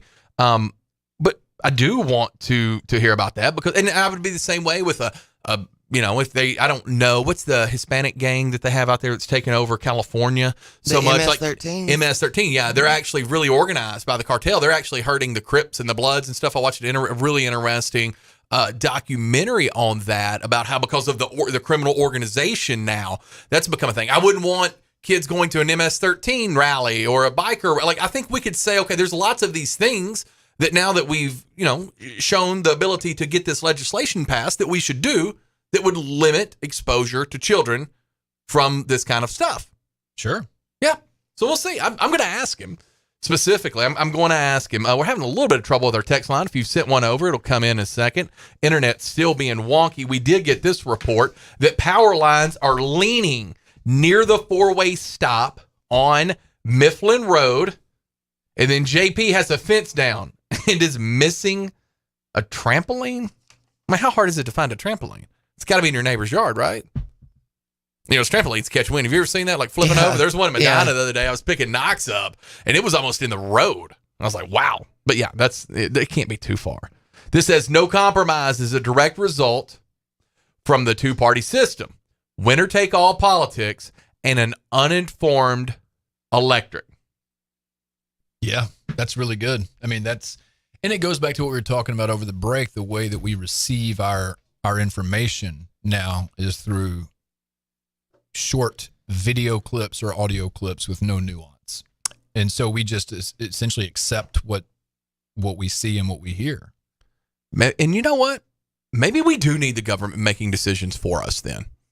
Because if we can't do more research to get our news and to form our opinion off of anything better than a headline that's on social media, if we can't do that work ourselves, maybe we do need a government that does it for us. Because if we can't dig deep enough to have the responsibility of freedom, I talk about it all the time. Freedom is not do whatever you want, whatever feels good. That's not freedom. That's abandoned recklessness. Freedom is having the responsibility. It's a huge responsibility, right?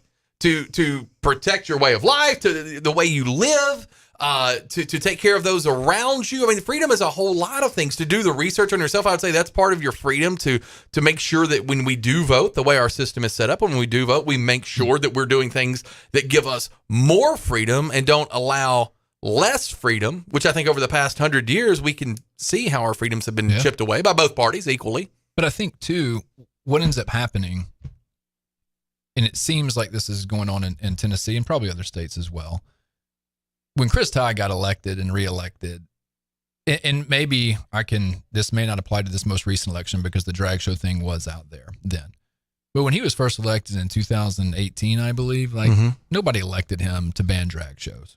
Like nobody did. It wasn't even a thing. That people wasn't knew even about. a thing. Yeah. So I think that's my point. What ends up happening is you have these people already in office. So no matter how much research you did, you had no way to predict that this was coming down the pipe unless you knew Chris Todd on a personal level. And so the way that these elected officials who are supposed to represent the majority of people who vote for him, they get caught up in these political winds wherever they are too, and then they just start introducing legislation, or they start talking to their counterparts, and things just keep getting pushed and pushed and pushed further to one side or the other, whoever's in power. And so I think and then by the time he comes around for re-election again in, I don't know if it's 2 years or 4, we're going to have forgotten about this. Right. Do you think so, though? Don't you think the ACLU is going to come back?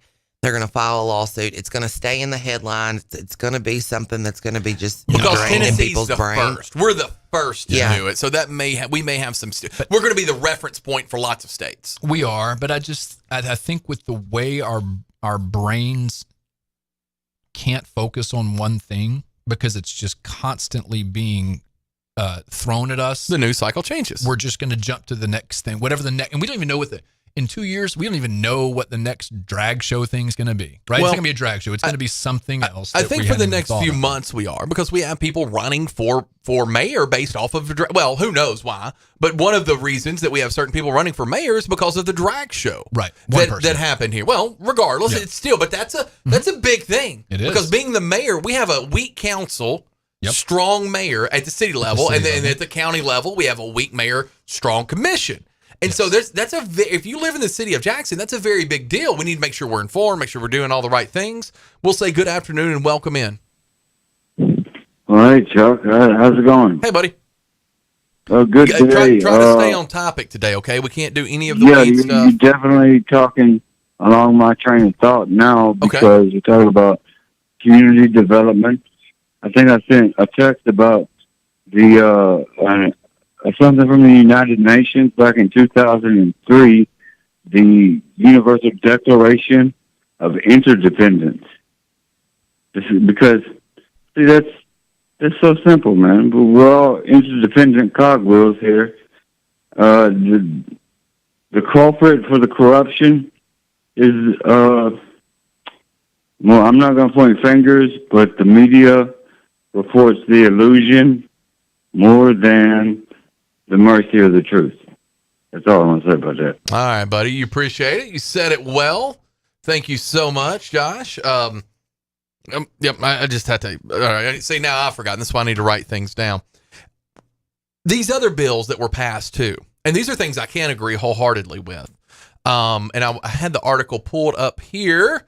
It says, Tennessee governor, this is on the Jackson Sun. Usually we go from the Jackson Post, but this is a national story here from the Tennessean. It says Governor Bill Lee Thursday signed into law a total ban on gender-affirming health care for transgender children, despite calls for him to veto the bill and threats of incoming legislation.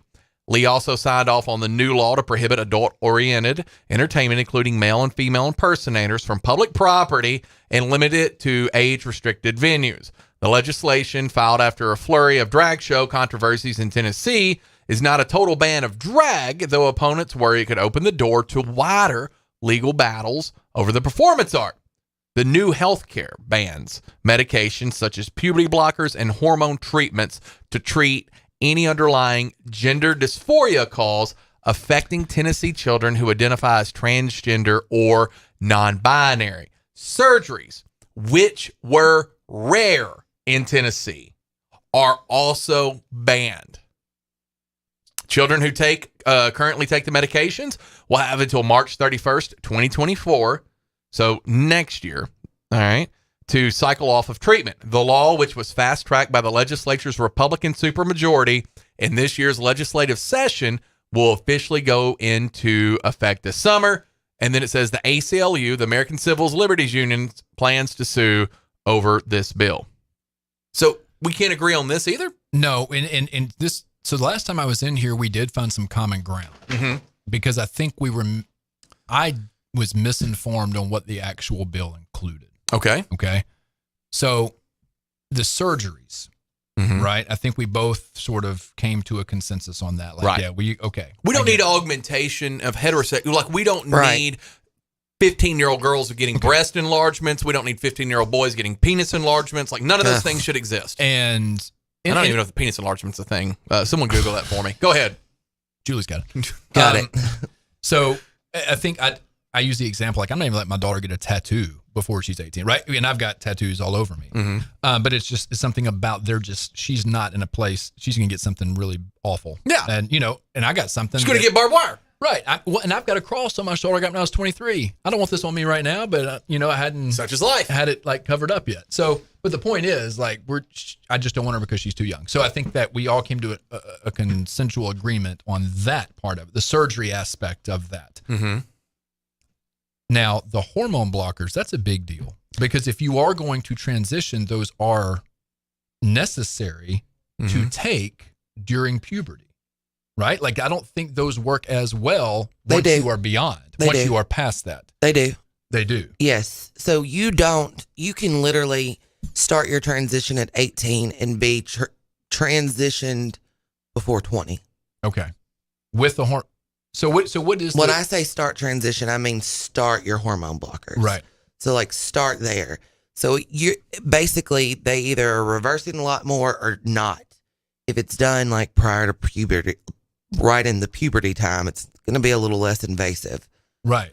But I mean, most kids now are hitting puberty so much earlier than we did 20, 30 years ago. So, I mean, can you really say an 11-year-old can make 11. That choice? His voice squeaked yesterday. I mean, my 9-year-old just texted me and said she broke her knee because my 2-year-old hit her in the knee with a book. Yeah, no. Like, at that age, they're not, and some people are starting puberty and getting their periods and stuff like that at 9 now.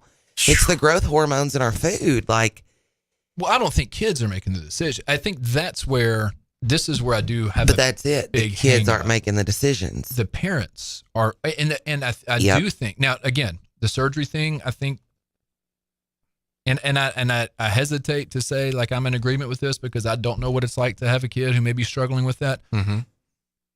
But the hormone blockers, those are things that you can take, and then if something changes, then you can stop. But why? Why what? I don't think why. Like why would that be necessary? But why would it be outlawed? Okay, let me tell you why. Because children can't vote. They can't. I understand they may really want it. They may feel this way. When I was 16, I really wanted to drink.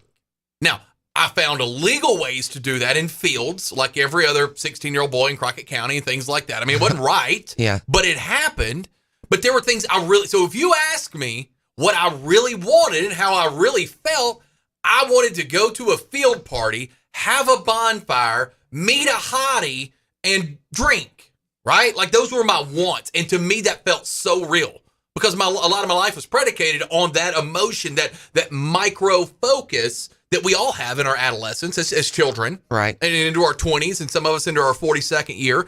But we all have those thoughts, but my mom, she wasn't cool with that. She wasn't like, yeah, let's go out and get... No, anytime that would happen, she'd be really upset with me, okay? I'd be in trouble. And so I get that you could say, look, they feel this. And because I had big feelings too.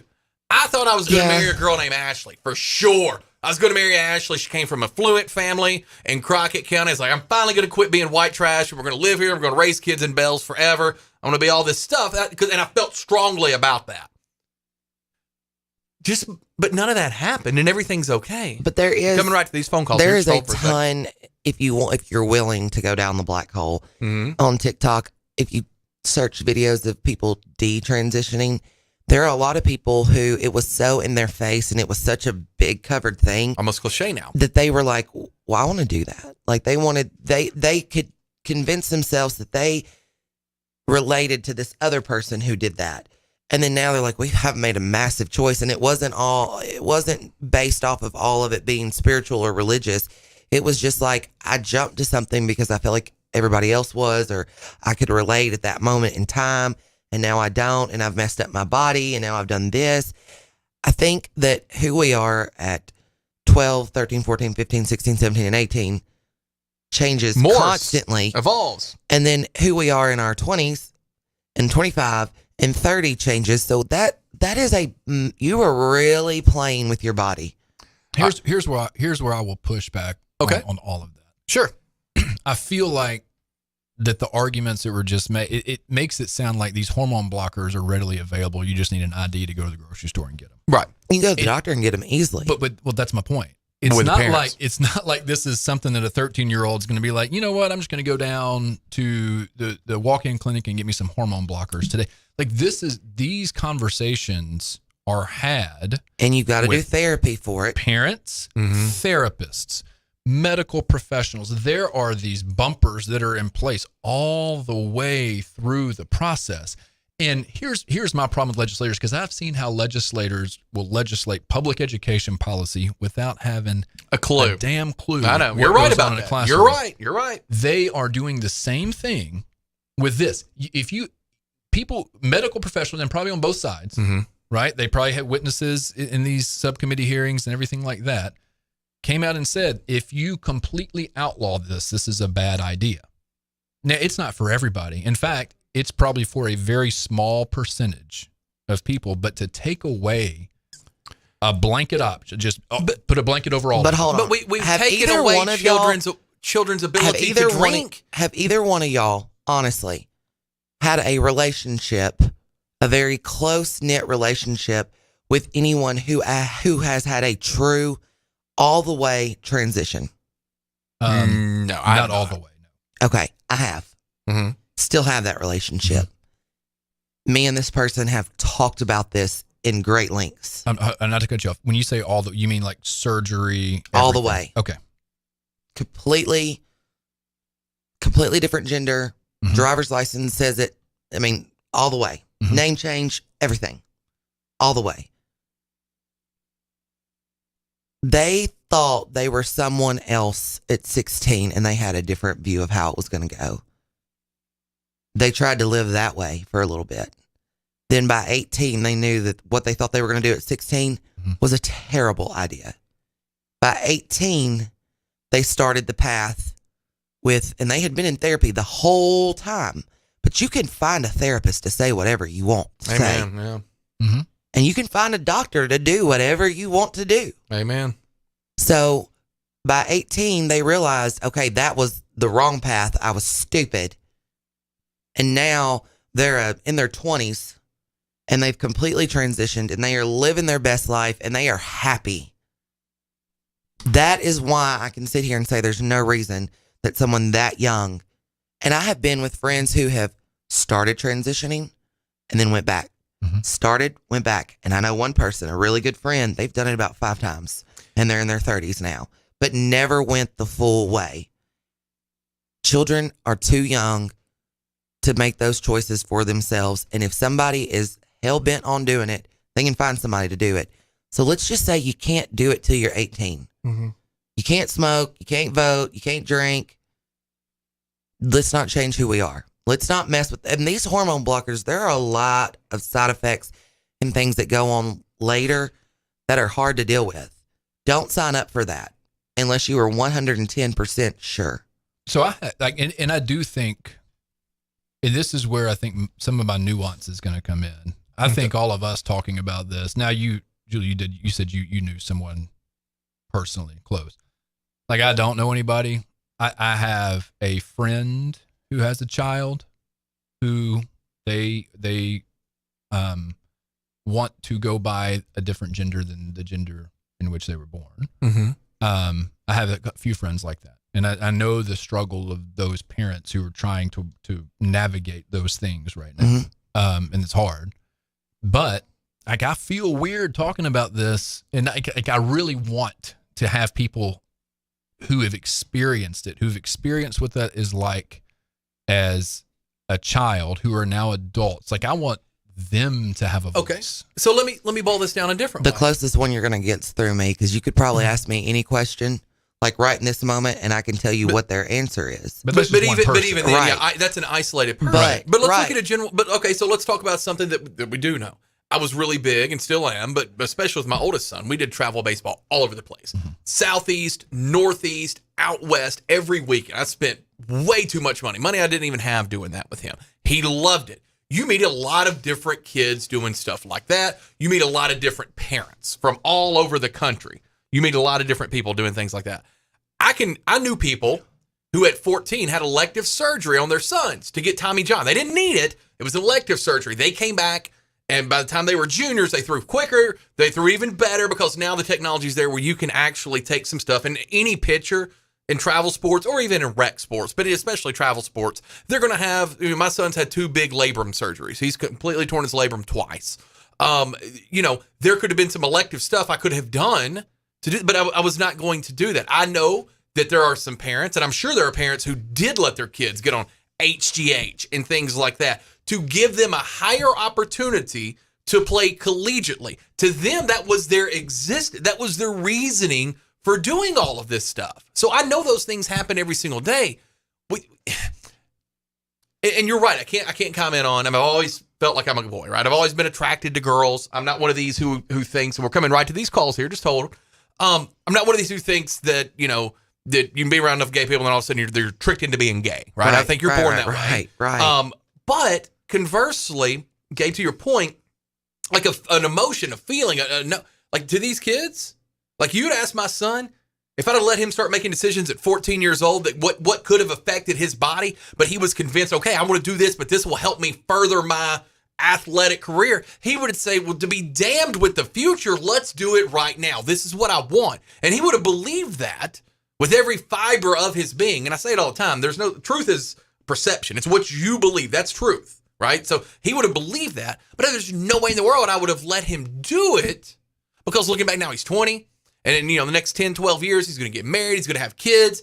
He doesn't want to do anything that could change, his because again, and not just his path, but also hormonally making these changes. What, could they have any health detriments on the back end of this? I think it's just such, because when we just say, okay, well, this is just about transitioning from a boy to a girl. Well, there's lots of people with lots of big feelings out there, and they're just as important to them. They may be different than sexuality. Yeah, I think that is different. I really do. And the reason I say I think it is because I don't know. That's why I want to hear from somebody who started having these feelings maybe since the earliest memory, and is a 30-something-year-old person now who has transitioned, and what that was like for them when they were teenagers. It's a great question. That is my concern. That's what I want to hear. Good afternoon and welcome in. Is that here? Yeah, let's hear. What's up, buddy? I can make a few comments. I don't watch football. You've called the wrong show, because we're actually breaking down the draft in a couple of months. But go ahead. The way that football controls the Braves of Vegas. But anyway, have y'all noticed where they're showing if males of the mammals drink Coca-Cola or Pepsi, they produce more testosterone and they have larger organs and stuff? No. Is that true? Because I'll go get a 12-pack. It's true. And so a while ago she said there's hormones in the food. Well, it can just be sugar and fat. The reason the little girls start maturing quicker is because they're fat. And it used to be. Well, no. We had that conversation the other day. That's not true. That's not true. I had my stepdaughter was a competitive cheerleader, and she was cheered with other little girls here, and they were thin. There was some little girl that was like, they were throwing her all up in the air. She wasn't fat at all, and she started to, what do you call that in females when they go through the change? Like, when they start having like your period. Well, I mean, I guess your period, but then also like you're 11 years old, you don't look like you should have breast and backsides, and is it puberty? Yeah. But she wasn't that obese at all. Usually when I call in and tell y'all something, I say look it up, and somebody looks it up, and I don't call in with lies. Oh, no. I'm not saying you are. I'm saying that there's more than just being fat. These aren't just like morbidly obese kids doing this. I think there's other reasons, additional reasons coming into play. Now, I've never questioned your validity. You know better than that. The skin and bone girls are later on reaching that maturity than the girls that are thick. Yeah. And today in America, we're drinking Coca-Cola and Twinkies, which is a fantastically high amount of calories that people didn't experience in the 1700s. Unless you live by a beehive and was eating honey, it would be hard to get that kind of calories in. But that's what makes you able to reproduce quick. And then plastic, we absorb a lot of plastic, and the plastic makes the hormones. It's not, you'll go broke putting hormones in a cow because drugs are expensive. Mm-hmm. The reason that our cows and pigs are so much better than they used to be is through CRISPR. I told y'all about CRISPR 2 weeks ago. Yeah. Did y'all look up CRISPR? I did not. No, I'm busy. I did not do that. I apologize. CRISPR is when you genetically alter the genome of whatever organism that you're trying to make better. You can even do it with humans. You can make humans. You can add DNA to humans to where they don't get sick with AIDS. Mm. You give them the CCR5 delta 32 gene, they won't. They'll be able to withstand AIDS, smallpox, and other diseases. It changes their immune system. Mm-hmm. It's just it's cheaper. It's cheaper to change the organism that you're selling than to give it drugs all the time. And to give it just I know our bodybuilders are taking drugs, but they haven't been genetically altered yet. But, you can do that. Right. Okay. What else for you, Bull? Oh, the other thing, you can look up the BS. I think the abbreviation is BSPC. It's brain structure. The T stands for testosterone. I forget what the C stands for. But that's a brain structure that we all have, and that's what makes you identify as a male or a female. You can look that up. Mm-hmm. And if you have a lot of testosterone, but you have a bad BSPC brain structure in your brain, you may still feel like you're a female, even though you look like a guy. Right. And then you can be a woman and have too large of one, and you will feel like a guy, even though you're a girl. You have to. It's that thing they say. It's a feeling. I understand the feeling thing. I've always felt like a guy, And mm-hmm. I guess girls. But it's like every time I see a thing with the lesbians and stuff, it's usually two unattractive females that can't get a guy no way. Okay. All right. All right. Thank you. Well, again, I haven't. There's a whole other side of the internet you haven't found yet, Bull. You keep doing your research. This comes in. It says, I've seen the KKK and working class blacks in Demopolis, is that right, Alabama, in the early 2000s join up and have the governor of Alabama reinstate health care and social services for children. Really? I did not know about that. This says, how long does it take to get pensions from being in the state legislator? Anybody know? I have no idea. Do they get they don't get federal pensions? Think so. Surely. Because otherwise I'm going to run. Just to get the healthcare benefits alone. Lifetime healthcare. Yeah. One thing that Representative Todd and I do agree on, he is a big term limit guy. Mm-hmm. And so am I. Mm-hmm. And I'm glad that he is a term limit guy, because maybe that means his time is coming to an end if he's going to practice what he preaches. But yeah, I do think there obviously should be term limits on. Everybody should think that, because we can all say the words, I don't want children hurt. Well, without a doubt, 100% of us should agree on that. Doesn't mean, but we should. 100% of people, you can say words like, I want to keep corruption out of government. Well, the best way that I could know of with that, one of the most helpful would be term limits. Right. You don't need to be in government 30, 40 years. No. In the job, in any job, not locally, not at a state level, and not at a national level. There's no reason for that. Not one time, not ever. Not one time. Not one example of that working for the taxpayers' benefit. This says the science about gender affirming care for transgender kid debunks what Julie just said. We need to listen to scientists, doctors, and psychologists. Don't you think that would be wiser? See, I don't. Now that right there are some things I could say. I could say, okay, there's some redundancy in this drag show bill, so that may lead itself to, going after a specific group. So I could see how a group, but this right here, to me, unless there's something and I understand kids go through different things. I get it. I have a cousin. She lives in Owensboro, Kentucky. Every year we used to go to Madisonville, Kentucky to my grandma's house for Thanksgiving, right? That was the big thing. All the family come in, like 35 people. I can remember when she was little. I have another cousin and she married a guy, and he's very, very conservative and religious, and he has a daughter just a year or two younger. And I can remember he would never let I'm talking about 7 and 8 years old, would never let his daughter sleep in the same bed with her because everyone kind of knew she was gay. She was very boyish, wore boy clothes. You just tell she was like a little boy. She didn't know, she had no idea of sexuality or anything else, but he didn't want his daughter to sleep in the same bed. He was fine with them playing together, but that was like where he drew the line for himself. Well, then she was like 18, 19. She finally comes out to the family and everyone's like, oh yeah, you know, we knew, right? We get it. But so she was 7 years old. This was before any hormones. So I get how she may have felt like she was a boy, but still, I just don't know how we can make such life altering. I also don't understand parents who get their kids rhinoplasty unless they were in an accident or something like that, right? Mm-hmm. I had a very big nose. I still do. I don't like to brag, but it's large. Yeah, it's large. People used to make fun of my nose, right? Now, we were poor. It was never an option, but even if it were an option, I would hope my parents would not let me get nose surgery, like at 14, because someone picked it. Like I think there's just some things that we have to go through.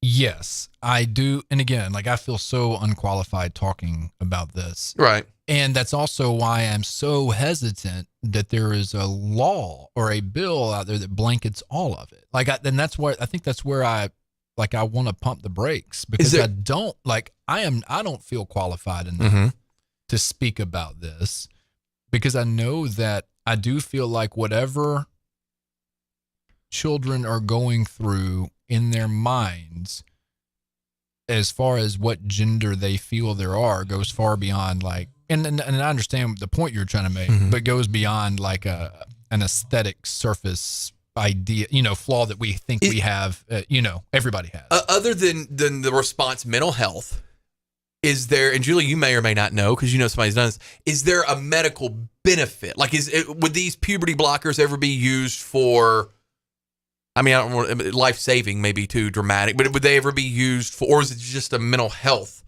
benefit for these So really, youth? Those blockers aren't doing anything for your mental health. It's slowing down. It slows down your estrogen and your testosterone and all of that. So you can make the movement over. I can't see it being something that would be life-saving. I think it just helps begin the transition easier. And it doesn't, to be clear, it doesn't directly affect your mental health. No, not at all. No. But I'm just saying, if you were, the process might make you feel better. Absolutely. Okay. If you were but a female, it's not like Lexapro or giving you extra serotonin. And I may have said that wrong. No, I got where you were going. I was just saying, like, you don't want your breast, if you're a girl, maybe your breast to get large. See those things happen when you feel like a boy. I can remember being in high school, and there was a girl that she's still one of my friends. I love her. But she wanted bigger boobs. And her mom would not do anything. So she called on a 1-800 number on a late night infomercial.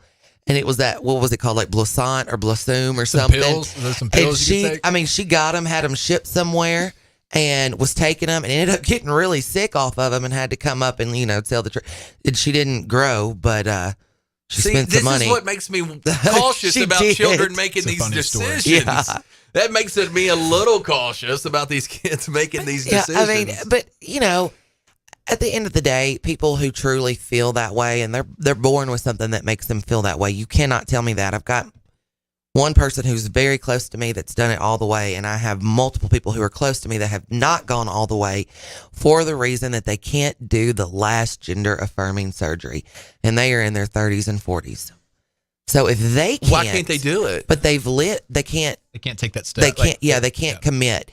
But they've lived their life as that other gender. The majority of it, they started dressing as that gender in high school. They've lived that way. They have taken some injections and some hormone blockers, but when it comes to the very last step, they can't do it. See, I would love to hear. I would love to hear what they have to say about this bill, particularly one way or the other. They're supportive of it. But the hormone blocker part of it too. Okay. And because I've asked, because I feel like what you and who better me, to ask? Yeah. What you and me, we've never gone through that. I got made fun of in school for my nose, but it was because it was so little. My mom was not going to get me a nose implant. It Is that a thing? I mean, I don't know, but you know what I'm saying? Like, We got a lot of implant research I've to look never up. lived and walked that path, but these people have. And they're the ones that I feel like have the most knowledge. And so we've talked about it. And what's I don't oddly, strangely enough, one of them is 100% in support of you cannot be 18, you cannot be under 18 to go into the drag show. Right. I mean, it's just weird. You know, that whole population is diverse. They all have different opinions. Maybe they need to be the ones only voting for it. Can't, because then here comes the next group, right? The next I know, marginalized group. It's hard. It's never to be. It's a hard thing to really sort out. But I don't know how we can limit our children from doing some things, from even a movie, from an 18-year-old. Because if I owned a movie theater, I understand it happens every day. I bought them when I was a kid. You're not supposed to let people under 18 come into an R-rated movie. You're not supposed to. Same thing, alcohol. You know how much money these convenience stores could make if they could legally sell alcohol to children? Do you know how much money I spent under the age of 18 running a cigarette store out of the back of my Jeep at the private school? And I wasn't 18 and buying them. Mm-hmm. And I mean, let alone the nights of Smirnoff 40s. I mean, you know. But that happens. And that doesn't make it legal. But I guess my question is, it's such a big, big step that we don't allow people to take. Like we don't in any other walk of life. But we're saying this because we feel this way but adolescents, Gabe, you work with them all the time. You're a teacher. Adolescents feel lots of ways. Yeah. How many kids do you know who are, 14, 15, and they are in love, Gabe? They're going to be with this person forever. They're going to marry them. They're going to have babies. They're going to be, they're going to be gross. It's weird. Not as so. Here's what's but back different. in the day, that used to be back in the day that used to be a thing, but it's not like that anymore. No, it does. It's kids are not as exclusive with and they're not even swingers into. That's here we go. They're not really even into that dating scene nearly as much as they were even 15 years ago. It's because they have options now. Sure. They got Tinder. They got, they got things like that. These kids have options. Well, I don't even think you're supposed to be on Tinder if you're not 18. I don't think they're on Tinder. But what if you really want to meet a girl? But I bet should they Tinder? are. What if you're like, I feel so strongly compelled that I want to meet a woman. Should I let my kid on Tinder? I know I'm muddying the waters a little bit, probably, yeah, but these are apples and oranges. I really think this is an identity issue. It's not a want issue. Yeah, and but here's the thing: every 18-year-old has identity issues. Sure, they do. I didn't have an identity issue. Yeah, you did. Well, then you're the one. Did you know what you wanted to do your entire life when you were 18?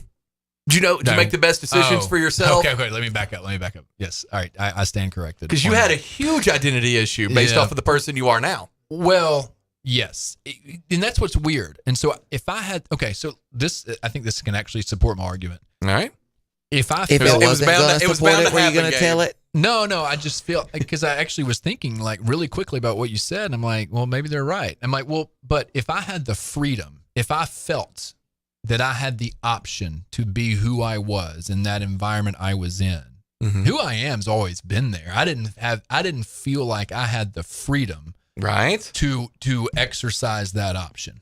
I didn't, because it was I don't want to offend anybody who's a churchgoer. The church that I went to and how intense that stuff was, that youth group, it was a cult. It was a cultish way of thinking. So I wasn't like a casual person that went to a youth group on Wednesday nights and went and drank at a house party on Friday. Right. I was in it. But at one point you were in it so hard you actually kind of bought into it. Did you not? Yes, because that was my environment. That wasn't me. But what if that was such an authority. That was such a heavy hand on me. But what if somebody was raised in such a very extremely liberal home and that's what they were raised in and they bought into it? And so then they started it because they felt pressured and like they didn't have a freedom, because those do exist. Those homes do exist. Comparatively speaking, there is no way in the world that in this area those things are equal. When we get off air, I got something that I think you will know and you'll be like, okay, I can see that. Well, that's going to excite everybody out there, Julie. I'm going to tell Gabe one thing that none of you can understand. The number of liberal families who would push their child to transition doesn't compare to the number of religious families who are going to push their kids to go to church. Like that. Like, well, there's there's a massive difference in going to church versus changing your body, taking hormone blockers, the idea, transitioning in surgery. I mean, there's a lot of difference there, I think too. what Julie's trying to do is make a larger idea of environmental influence, right? And what you're around and what you're, same way you're influenced with your environment. I was influenced with, like, we were all influenced with our environments, right? We can agree on that, right? That's like, let's protect kids. Let's get, corruption out of politics, and we are influenced by our environments. Those are three things everybody should know or believe in, okay? There can be, and this is what scares me about what's going on nationally, because I think by and large, all of this is such a non-starter. This is so way back on the importance, because I don't think tons of molestations happen as a result of a drag show. Okay, so I don't believe that. But what I do believe is this forces us. This is like an axe. An axe is really skinny where it's sharp, and then it gets bigger as the wedge goes up. Yeah. It's chopping us. The log is getting chopped into half, and we're having to pick a side, even if we don't want to. We're just in the middle of the wood. We're having to pick a side. So my fear is, then all of a sudden you're in an environment. So if you're in an environment where you're like, well, gosh, I need to be really accepting. I need to prove people. I've got friends who are white who say all the time, they'll say something abhorrently racist. And then I say all the time, that's not fair. But they're like, I got a black friend. Like, you know what I'm saying? Like, it's one of those things where once you get so much into a side, you may just do something to do it, or not know, or say, I'm so tolerant. My tolerance level is so high. Or like, I'm so anti-racist. Look at this black friend here. He's black, guys. He's black. You should just say, hey, I got a friend. His name's Doug, or what, whatever the thing matter is. His race. Right. But that's, we all know people that do this. What would happen hypothetically if you're like, look, I'm so tolerant of this movement that my 9-year-old. What if your parent transitions? Yeah, my 9-year-old is non-gender confirming, and you're growing up in that household, and that's what you're told is reality. Well, then it's an option. It's not that you have to do this, or Well, no, you have to accept it. Sure. And that's the same thing going to church is. You have to accept it. You have to accept that you're going, and that is what it is. Yeah, but the other side of that is you're going to like a eternal damnation if you don't. Like those are couldn't it be the same way? If you don't accept this, then I haven't heard that we're going to argument. put you out. I haven't heard. If you don't like that this parent is non-gender conforming, then you're out. Well, that's not eternal burning in hell. I think those are still losing put your it out of the family. house. That's your hell. Yeah, that's sure. one of the things that happened. But I don't know that. Like, if you can find me an example of that, could not. Okay, wouldn't even know where to look. I'll listen. Yeah. But until then, it's just hypothetical. Like, but a lot of the situation is hypothetical, because we're talking about hypothetical. small numbers of everything from a very minuscule point. Like even the people transitioning, this would be a small number. But there are the real people who are that, like, this doesn't affect us, right? Like, Correct. This isn't affecting us, right? Probably, But there are, but very few people even in our county going, right, if any. But it is going to affect some people. Correct. And I'm not trying to say that, well, it's not important because it's such a small percentage or no percentage even. I wouldn't say that, but I just think that it feels like, hey, saying you got to be 18 to do all this other stuff, we are already limiting children's rights. As a country, we are limiting children's rights. And we have for as long as I can remember. I don't know when, you had to be 18 to smoke, 21 to drink, but for a long time, we've limited children's rights. Should this be a right that's granted, or it should be, look, you have to be an adult to do this? I think I fall on the camp of you got to be an adult to do this. I don't see enough upside. I see potential downside only because you can't make those decisions. And I wouldn't even blame the parents, because God bless parents. I mean, we all love our kids, and we want our kids to be as happy as possible. Let me ask you this. This is sort of, this goes along. Do you have, how do you like the way the bill was termed?